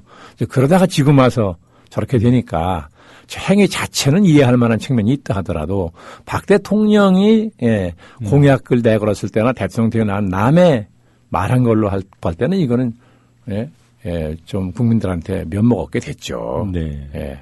자, 이 문제와 관련해서 그 진영 복지부 장관이 사퇴를 하지 않았습니까? 그런 뭐 공약 후퇴 내진 수정에 대한 평가와 무관하게 친박 진영의 어떤 좀 이동, 재편이 있는 게 아닌가 이런 관측을 하던데 어떻습니까? 저는 그렇게 보지는 않고요. 왜냐하면 대통령 취임하고 1년이 채 안 된 시점이라서 또 새누리당 분들의 체질로 봐서 친박계 내부에 무슨 뭐 이동이 있거나 그런 차원은 아니라고 보고요. 다만 진영 의원은 저는 개인적으로 잘 아는 편인데요. 그 성격이 그런 게가 있습니다. 어떻게 보면 어떤 장관 자리에 연연해서 자기 소신에 반하는 정책이 결정된 것도 그냥 감수한다. 이걸 그런 성격은 아니에요. 제가 잘 아는데. 그래서 저는 진영 의원이 장관이 사표를 냈다는 보도를 보고 뭐 진영 장관다운 생각이구나. 저는 그렇게 받아들였어요. 어떤 그 통치그룹 내에는 진영 장관 같이 그런 분들이 좀 있어야 된다. 좀 있어야 되는 게 아니라 많을수록 좋겠죠. 그런데 꼭 이 박근혜 정부만이 아니라 과거 정부에서도 자기 자신의 소신에 어긋나는 정책이 결정됐기 때문에 난 이걸 받아들일 수 없다 그러고 장관직을 던진 경우가 거의 없다시피 한 거 아닌가요? 오히려 비굴한 모습을 보이면서도 그 자리에 머물러 있으려고 노력한 사람은 많아도 진영 장관 같은 모습 보인 경우는 없어서 저는 오죽했으면 신선한 충격이라고까지 얘기했습니다. 그 이후의 문제도 좀 짚어보고 싶습니다. 뭐 여권 핵심 인사들이 진영 장관을 가리켜서 배신자다 이런 얘기까지 하고 뭐 탈당을 저도 신문에서 봤습니다. 뭐 그렇게 얘기하고 싶은 사람들이 있겠지요. 왜냐하면 뭐 속된 말로 충성 경쟁이 벌어지는 그런 일이 뭐 과거에 여러 번 있었지 않습니까? 그런데 정치적 패륜이라고 말한 사람이 있다는 보도를 보고는 이건 좀 지나치다. 이게 정치적 패륜이라고 한다면 국민에게 몇 차례 약속하고 안 지킨 것도 국민에 대한 패륜입니다. 그렇게 얘기하면. 그러니까 이 정치인들이 말을 좀 함부로 하는 경향이 있는데 자신의 소신에 안 맞는다고 해서 장관직을 던진 사람을 이걸 패륜이라고 한다면 말이죠. 이게 민주주의 못합니다. 자, 뭐 어제 서청원 전 한나라당 대표가 경기도 화성갑 공천 확정이 됐더군요. 제가 조금 전에 그 진영 전 장관의 사퇴가 친박 내부의 어떤 재편 아니냐 이렇게 여쭤봤던 것도 공교롭게도 진영 전 장관이 사퇴하고 또 이후에 이뤄지는 상황들을 보면 서청원 전 대표나 이제 홍사덕 전 의원 같은 분들이 복귀 내지는 기환하고 있다. 뭐 이렇게 보이거든요. 그분들의 뭐 복귀나 기환은 네. 진영 장관 사임하고는 전혀 관계없이 진행된 거겠죠. 그건 예정됐던 것일 것이고요. 네.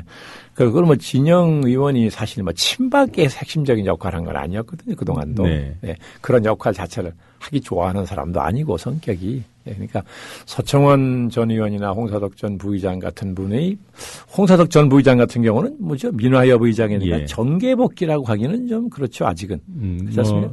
그게 무엇이 민관, 민관, 협력기구 정도로 그렇기 때문에 되니까요. 정치에 복귀했다고 보기는 좀 그렇지만 어쨌든 이제 그냥 공적인 성격의 직책을 맡은 건 사실이니까 이제 그렇게 보시는 것 같은데 이건 뭐 예상했던 일 아닌가요? 네.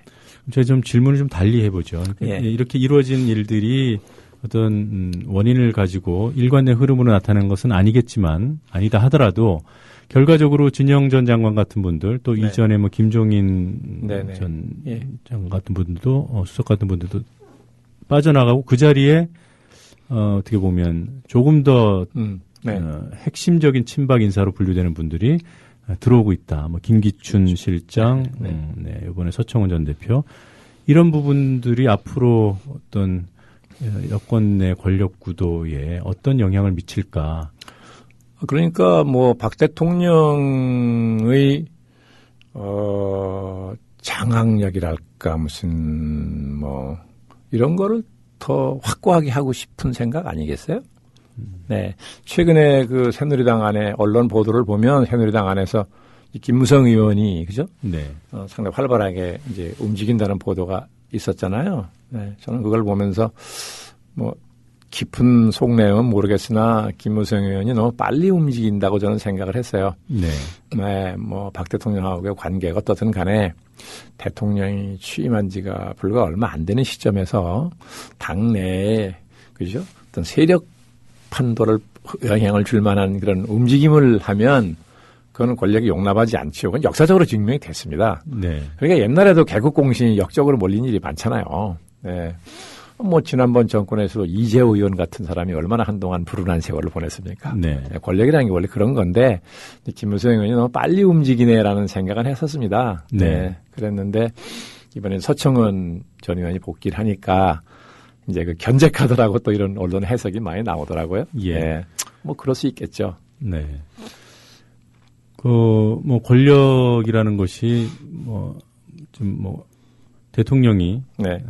지금으로 보면 이제 가장 큰 권력자인데. 그렇죠. 김무성 의원의 그런 움직임을 견제했다. 그렇다고 또 김무성 의원 측에서 가만히 있었겠느냐라는 그런 생각들도 하던데, 뭐 당내 소장파 의원들의 반발이라든가 이런 흐름은 어떻게 보십니까? 그래서 서로 이제 소장파 의원이 공천을 반대하니까 이쪽에서는 그걸 뭐 이제 김무성 의원 쪽에서 시켰다고 한다는 것이고, 네.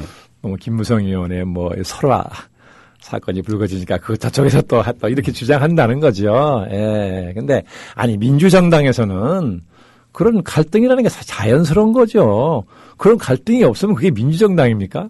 근데 늘 새누리당 옛날에 한나라당도 보면 야당 시절에도 그 지도부의 의견에 반하는 의견을 다 막았어요. 당 화합이라는 명분으로. 예.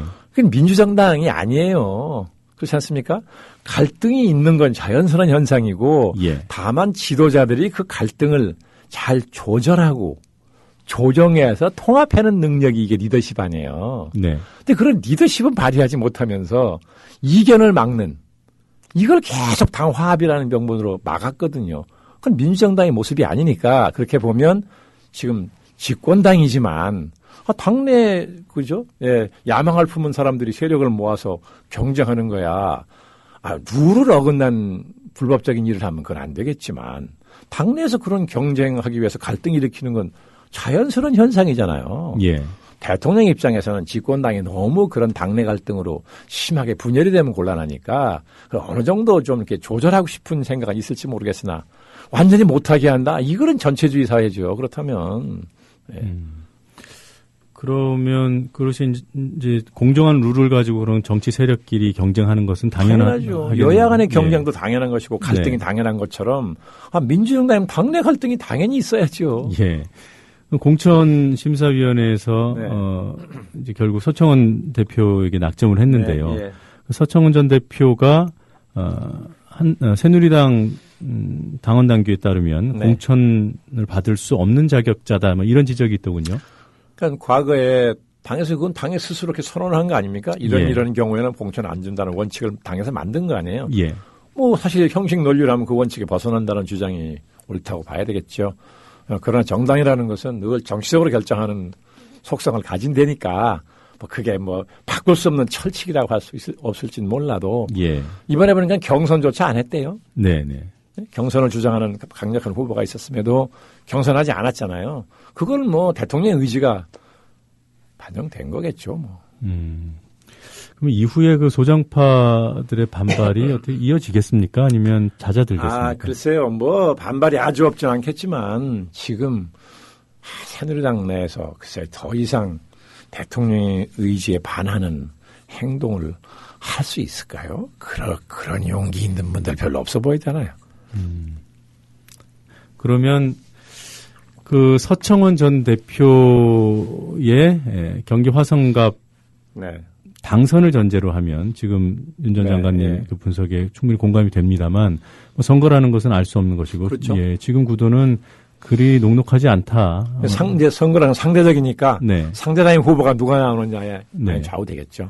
만약에 서청원 전 대표가 낙선한다면은 새누리당 그렇다면 뭐 대통령이나 새누리당이나 서청원 전 의원이나 정치적으로 큰 타격을 받게 되겠죠. 네. 당연하지 않습니까? 김무성 의원 같은 경우에 상당한 세를 이미 규합하고 있다고 보여지는데 이번 보궐선거에 협조하지 않을 가능성도 있겠네요. 글쎄요. 형식적으로야 뭐 협조 안 하겠습니까만 얼마나 내용적으로 실질적인 협력할지 그건 잘 모르겠는데. 뭐 전력이 어찌 됐든 간에 서청원 전 대표 정도 되면은 인지도도 높고 거물 정치인으로 분류가 됩니다. 그러면 민주당에서도 그에 걸맞는 후보가 나오지 않겠습니까? 뭐 일단 당에서 그렇게 하려고 그러겠죠. 그런데 그건 당의 의지이고 의사이고 또 후보 자신이 서청원 후보도 이쪽에서부터도 만만치 않은 존재잖아요. 그러니까 또 굳이 그런 모험을 또 안 하고 싶어 하는 사람이 있을지도 모르잖아요. 그럼 손학규 전 대표 입장에서는 어떻겠습니까? 글쎄요. 손 대표는 지금까지 보면 그게 본인의 의사와 관계없이 그렇게 된 것인지 어쩐지는 모르겠으나 늘 이렇게 중요한 시기에 현장에서 빠져 있는 경우가 많았어요.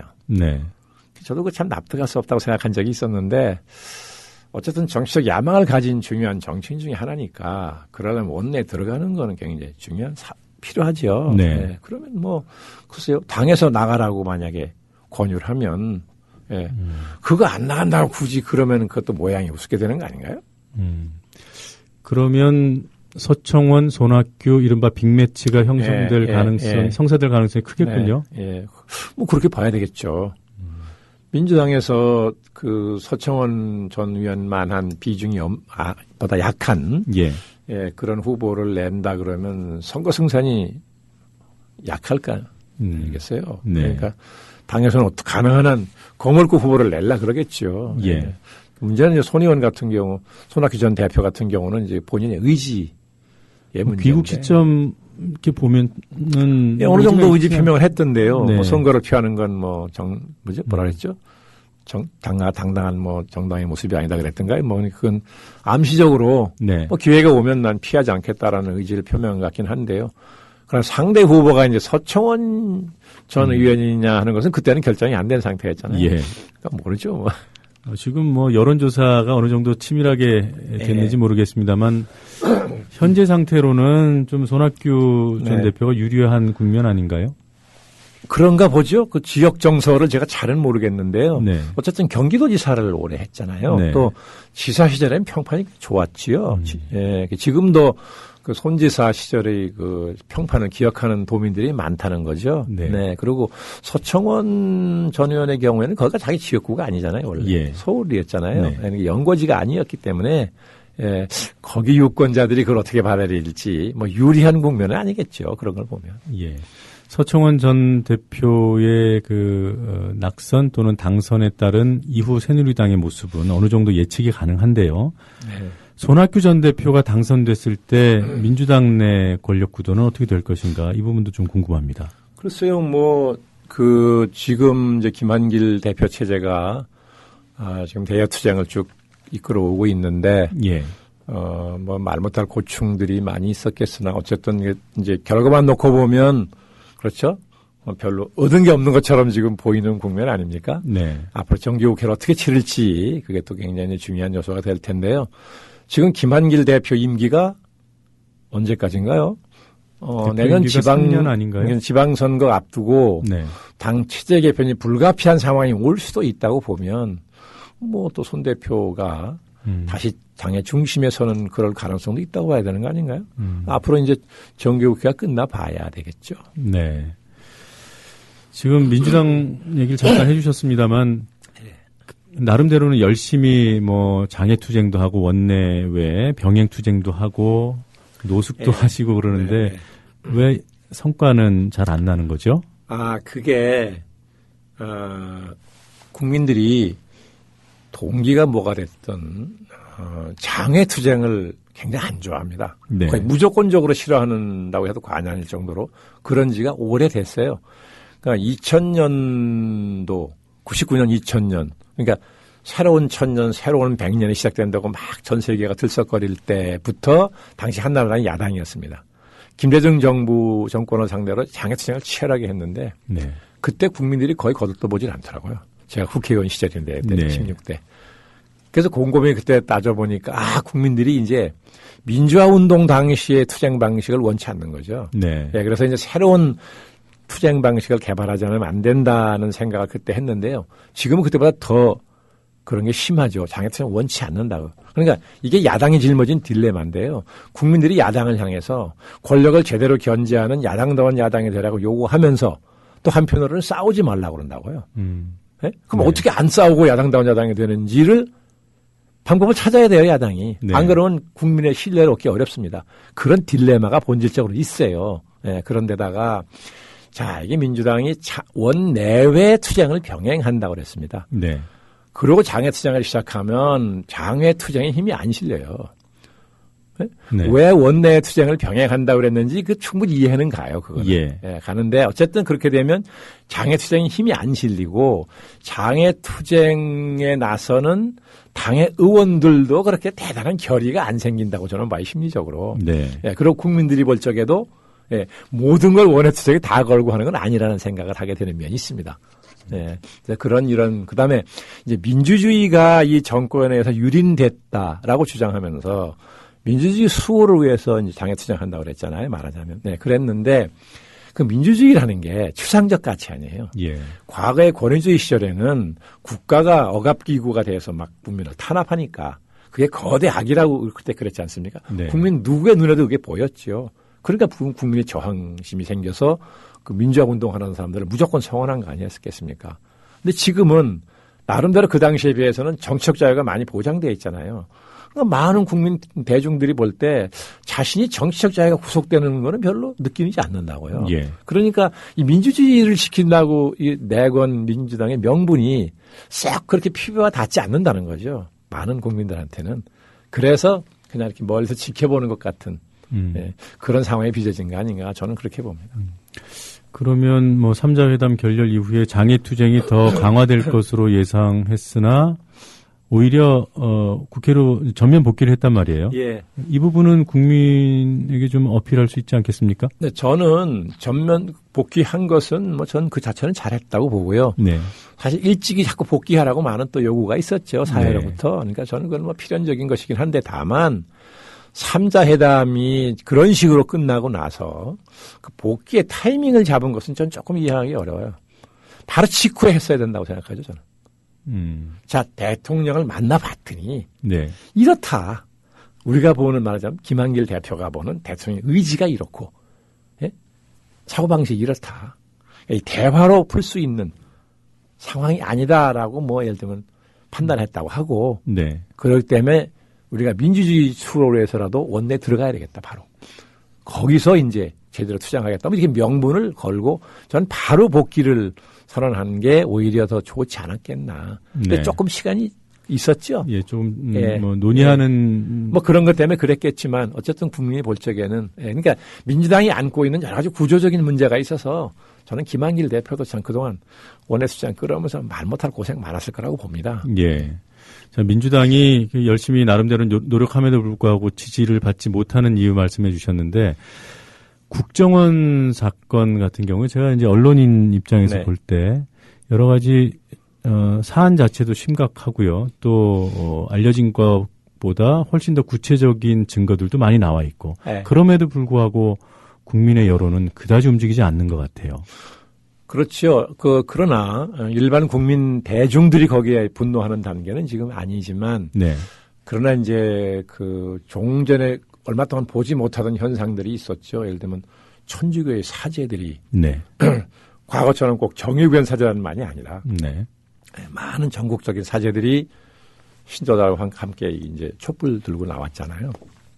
또 수가 그렇게 많은 건 아니지만 과거에 비해서는 상당수의 시민들도 거기 참여를 했죠. 이런 것은 전에 볼 수 없던 현상이라서 네. 저 촛불이 지금 당장 국민 전체에 확산되는 건 아니니까 정권의 입장에서는 크게 위협이 안 된다고 볼지 모르겠으나 저는 저 촛불이 쉽게 꺼지지 않을 것이라고 보거든요. 네. 저거 상당히 의미 있는 어떻게 보면 정부로서는 굉장히 조심해야 될 그런 현상이라고 보는데요. 그러니까 국정원 이제 댓글 사건도 아마 이런 것 같아요. 대중들은 그 정도 개입이 대통령 선거의 결과를 뒤엎을 만한 건 아니지 않았느냐라고 네. 생각하는 사람들이 우선 많은 것 같고요. 그렇게 보기 때문에 당장 하루하루 먹고 사는 문제가 워낙 절박하니까 그런데 신경 쓸 겨를이 없어서 관심이 그렇게 높아지지 않는 거 아닌가. 그렇게 해석이 돼요. 네. 자, 요즘에 안철수 신당 네. 그런 조짐들이 좀 보이기 시작하는 것 같은데 관련해서 몇 가지 여쭤보도록 하겠습니다. 네. 지방선거 전에는 신당을 창당할 것으로 예상하십니까? 아니, 한다고 본인이 얘기했지 않습니까? 가능성이 높다 이렇게 얘기를 했더군요. 아니요. 어차피 적극적으로 지방선거에 참여하겠다고 했죠. 네. 안 의원이. 안 의원 성격상 전혀 불가능하게 보이는 걸 약속하는 사람은 아니거든요. 네. 그러니까 겉으로 드러나는 건 지금 별게 없어 보이긴 하나 나름대로 준비가 많이 있길래 그렇게 단정적으로 얘기한 거 아닌가 저는 그렇게 받아들여서 뭐 당연히 저는 그 전에 정당을 만들 거라고 보죠. 네. 만약에 정당을 안 만들어서 지방선거에 전면적인 참여를 안 하거나 못 하거나 그렇게 되면 그 이후가 굉장히 힘들어질 텐데요. 네. 그럼 뭐 신당 창당 뭐 저도 하지 않을까 그렇게 예상을 합니다만 조금 전에 전면적인 참여라는 표현을 쓰셨잖아요. 네. 과연 전면적으로 참여할 수 있을까요? 그래서 그건 저도 이제 지금 겉으로 드러나는 안 의원 쪽의 정치 세력화 추진 상황을 보면 속도와 강도가 네. 좀 필요한 수준에 못 미친 거 아닌가. 내년 6월이면 금방 옵니다, 선거가. 예. 그렇기 때문에 지금 좀 상당한 준비가 돼 있어야 되거든요. 예. 우선 좋은 사람을 찾는 거가 제일 중요한 것인데 이거는 굉장한 시간과 노력이 필요합니다. 네. 그래서 내년 6월에 지방선거에 전면적으로 참여하려면 굉장히 지방 중요한 지역일수록 좋은 인재, 그 지역에서 평판이 좋은 또 본인이 새로운 정치를 표방하는 거니까 새로운 사람으로서 기존에 정치하지 않던 네. 또 뭐 정치하던 사람 중에서도 그 지역에서 볼 때는 새로운 정치에 걸맞는다고 생각되는 그런 좋은 참신한 인재들을 찾아놔서 그죠? 후보로 나가기로 다 이렇게 합의를 하고 공감대를 만들어 놔야 되는데 이 작업이 굉장히 많은 시간과 노력이 필요한 거라서 네. 저게 제대로 되겠느냐 하는 그런 걱정은 있습니다. 예, 있지만 어떤 형태로든 전면적인 참여를 하려고 그러지 않겠습니까? 예.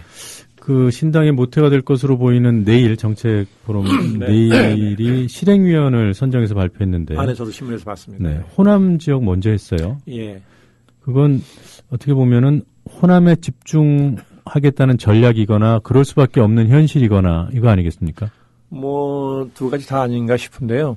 왜 이제 그 호남 지역이 민주당에 대한 실망, 네. 워낙 이제 극심해서 안철수 의원에 대한 지지가 확 살아났잖아요. 예. 그래서 뭐 거의 이제 호남이 완전히 안철수 의원의 세력 기반이다 하는 말이 나올 정도였지 않습니까? 그러니까 안 의원도 중요한 지역적 세력 기반이니까 네. 뭐 공을 들였겠죠. 거기다가 그러나 만약에 결과적으로 호남에서밖에 별로 이제 세력을 구축하지 못했다라는 평가를 받는 상황이 벌어지면 그것도 안 의원한테는 도움이 별로 안 될 수 있어요. 왜냐하면 지역당이 되니까. 네. 그렇죠?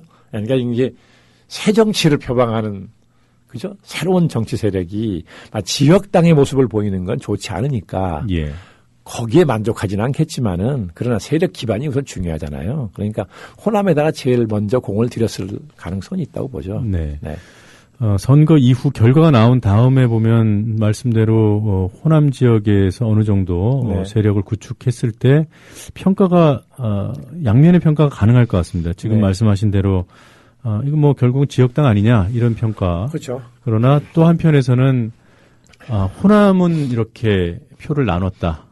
영남 어떻게 할 것인가 뭐 이렇게 영남을 압박하는 그런 의미가 있지 않을까 이런 분석도 있던데요. 네, 그렇겠죠. 아마 본인 안 의원 자신이 부산 출신이잖아요. 예. 네, 이제 장가는 호남으로 갔지만 부산 출신이니까 그렇게 보면 자기 출신 지역에서의 기반이 자연스러운 세력 기반이 될 수 있는 건데 네. 지금 안 의원의 경우는 그게 지금 이제 거꾸로 됐다시피 한 거 아니에요. 네, 그러니까 이제 특히 민주당 쪽에서는 왜 그 자기 세력 기반에서는 표를 얻을 노력을 안 하고 호남에서 가져가려고 그러냐라고 얘기하는 것 같더라고요. 예. 네, 그러나 그거는 뭐 민주당 입장에서는 그런 말 할 수는 있겠으나 광주 전남 지역을 가보면 예, 얼마 전에 저도 가서 여러 분 만나 얘기를 들어봤더니 야 민주당에 대한 그분들의 평가가 제가 좀 놀랄 만큼 혹독하더라고요. 네. 예, 그러니까 그 지역에서 민주당이 그 지역 주민의 신뢰를 얻은 것은 남 원망할 수는 없을 거예요. 네.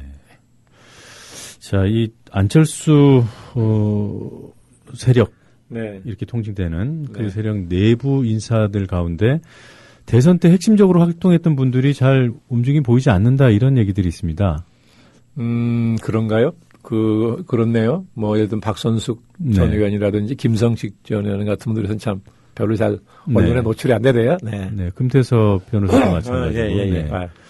이런 분들 그런 모습이 혹시 안철수 세력 내부에 네. 역학관계가 변했다 뭐 이렇게 볼 만한 정도인지요? 글쎄요. 뭐 겉으로 드러나는 것만 보면 역학관계의 변화가 있다고 볼 수도 있겠죠. 그런데 왜 그런 일이 벌어지느냐고 생각을 해보면 안철수 의원이 전국적인 이제 세력을 이제 조직하려고 그럴 때 그 연구소 이름이 내일인가요? 그 연구소를 중심으로 한다고 그랬잖아요. 또 그렇게 했죠. 네. 근데 그 연구소는 지금은 떠나셨습니다만 최장집 교수님이 이사장이고 장하선 교수가 원장인가 소장인가 네, 그랬죠. 원장입니다. 네. 그러니까 그 연구소 중심으로 이게 이제 세력을 다지다 보니까 아무래도 지금 단계에서는 박선숙 전 의원이나 김성식 전 의원의 역할이 상대적으로 줄어들 수밖에 없었던 거 아닌가 뭐 그렇게 생각도 되고요. 그러니까 네. 아직은 정확히 판단하기 어려운 상황이네요. 네, 무슨 안 의원하고의 관계에 무슨 문제가 생겨서 떠났다고 저는 보지는 않고요. 네. 네, 다만 지금 단계에서는 그렇게 연구소 중심으로 조직을 확장하다 보니까 그런 일이 벌어지는 거 아닌가 저는 그렇게 해석하는데요. 네. 네. 그 박근혜 대통령 얘기 몇 가지 좀 여쭤보겠습니다. 네. 얼마 전까지만 해도 뭐 국내 정치 현안 무엇이 터지든 간에 대통령의 지지도는 이제 꿋꿋하게 유지됐고, 예. 그래서 그게 좀 이상하다 이런 분석도 있었습니다만 요즘에 보면은 현안에 직접적으로 영향이 미치는 것 같아요. 지지도 흐름을 보면. 그렇겠죠, 당연히. 예. 이 당연한 현상은 왜 생긴 겁니까? 그러니까 취임 6개월까지의 지지도는 저는 뭐 자연스럽다고 봤어요. 왜냐하면 갈 데가 없어요. 뭐 여러 가지 요인이 있는데 우선 박근혜 대통령이 그 한국 정치인 중에 다 독특한 정치인인데요. 어떤 점에서 그러냐 하면 그러니까 여러 해 전서부터 당시 한나라당의 그냥 중진 의원으로 계실 때부터 조사를 해보면요. 아주 독특한 특징이 있습니다. 뭐냐. 그 15%에서 18%의 고정 지지가 있어요. 네. 근데 이게 지지가 지역, 성별, 계층 이런 거에 관계없이 아주 비교적 고른 지지가 있더라고요. 그러면 과거 보면은 여러 사람들이 대통령 후보가 되기 위해서 몇 년 동안 필사적으로 노력해도 5% 얻기 쉽지 않습니다. 그렇죠? 고정지지. 그런데 15%, 18%라면 이거 엄청난 자산이에요. 그러니까 대개 어떤 경우에도 지지를 철회하지 않는 고정지지라고 하는 그 지지층이 15, 18%가 있었거든요. 늘. 그런 탄탄한 고정지지층 기반이 있으니까 떠받치는 게 아주 탄탄하지요. 그런 특징이 있고 그다음에 취임 초는 국민이 늘 새로 들어선 대통령과 정권에게 기대하는 심리가 많이 있습니다. 그런 기대 심리의 반영도 있고 또 나름대로 이 대북 정책에 있어서는 과거 정권들이나 문제가 있다고 보는 국민이 많았기 때문에 비교적 균형 잡힌 정책을 편다고 봤는데 북한이 또 거기에 호응을 해와서 나라도 성과도 많이 거두고 왔잖아요. 그러니까 그런 것도 국민들한테 좋게 비쳤을 수 있고 또 전두환 대통령의 추징금 환수하는 것에 대해서도 그 아주 속 시원하게 생각하는 국민이 굉장히 많더라고요. 나가서 얘기를 들어보니까. 그런 것도 영향이 있었을 것이고요. 또 6개월 사이에 한미 정상회담, 한중 정상회담을 했는데 많은 국민들에게 전달되는 그 정상회담은 이미지입니다. 이미지. 그 회담의 본질은 많은 국민이 알기 어려운 것이고 또 관심도 아니고 특히 텔레비전 보도를 통해 전달되는 그 정상회담의 이미지는 참 좋았잖아요. 저도 좋게 느낌을 받았으니까.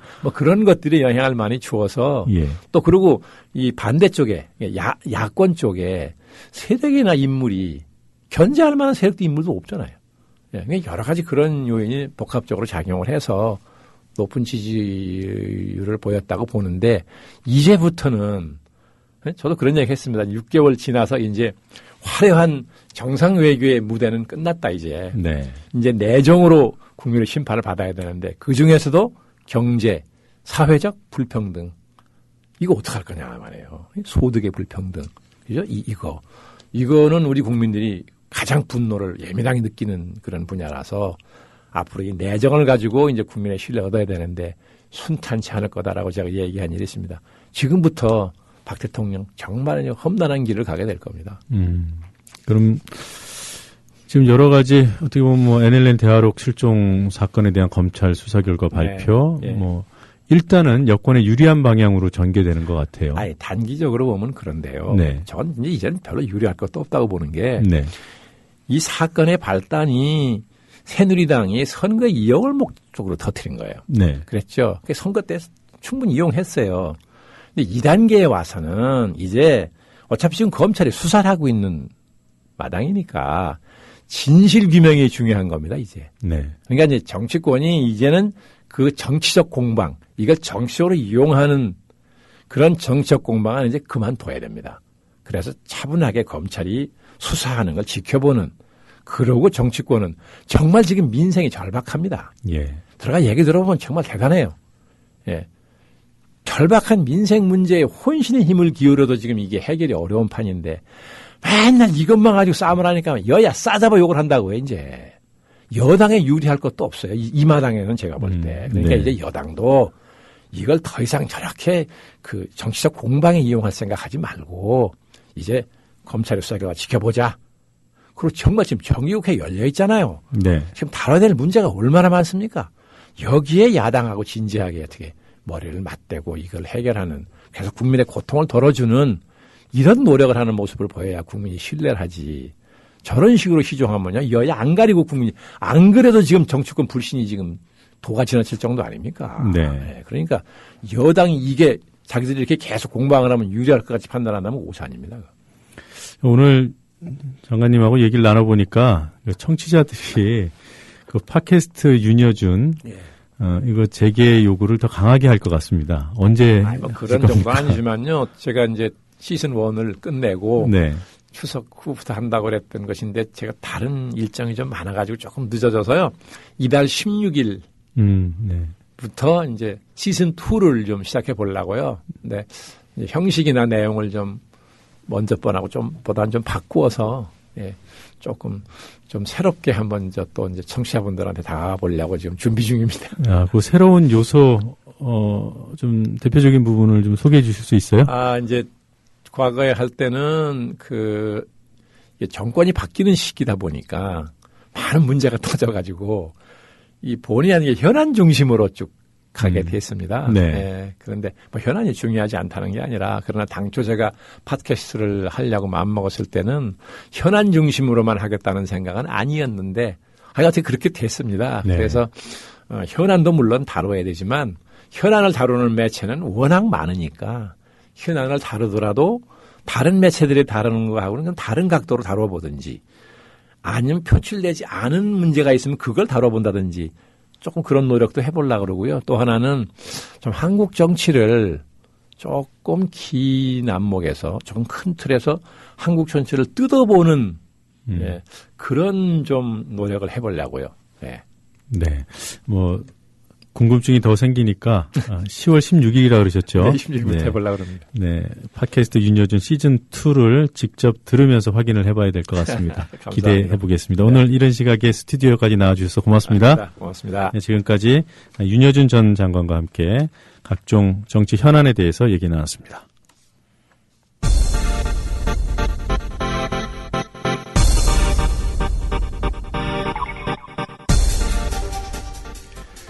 자, 퀴즈 정답 말씀드릴 순서입니다.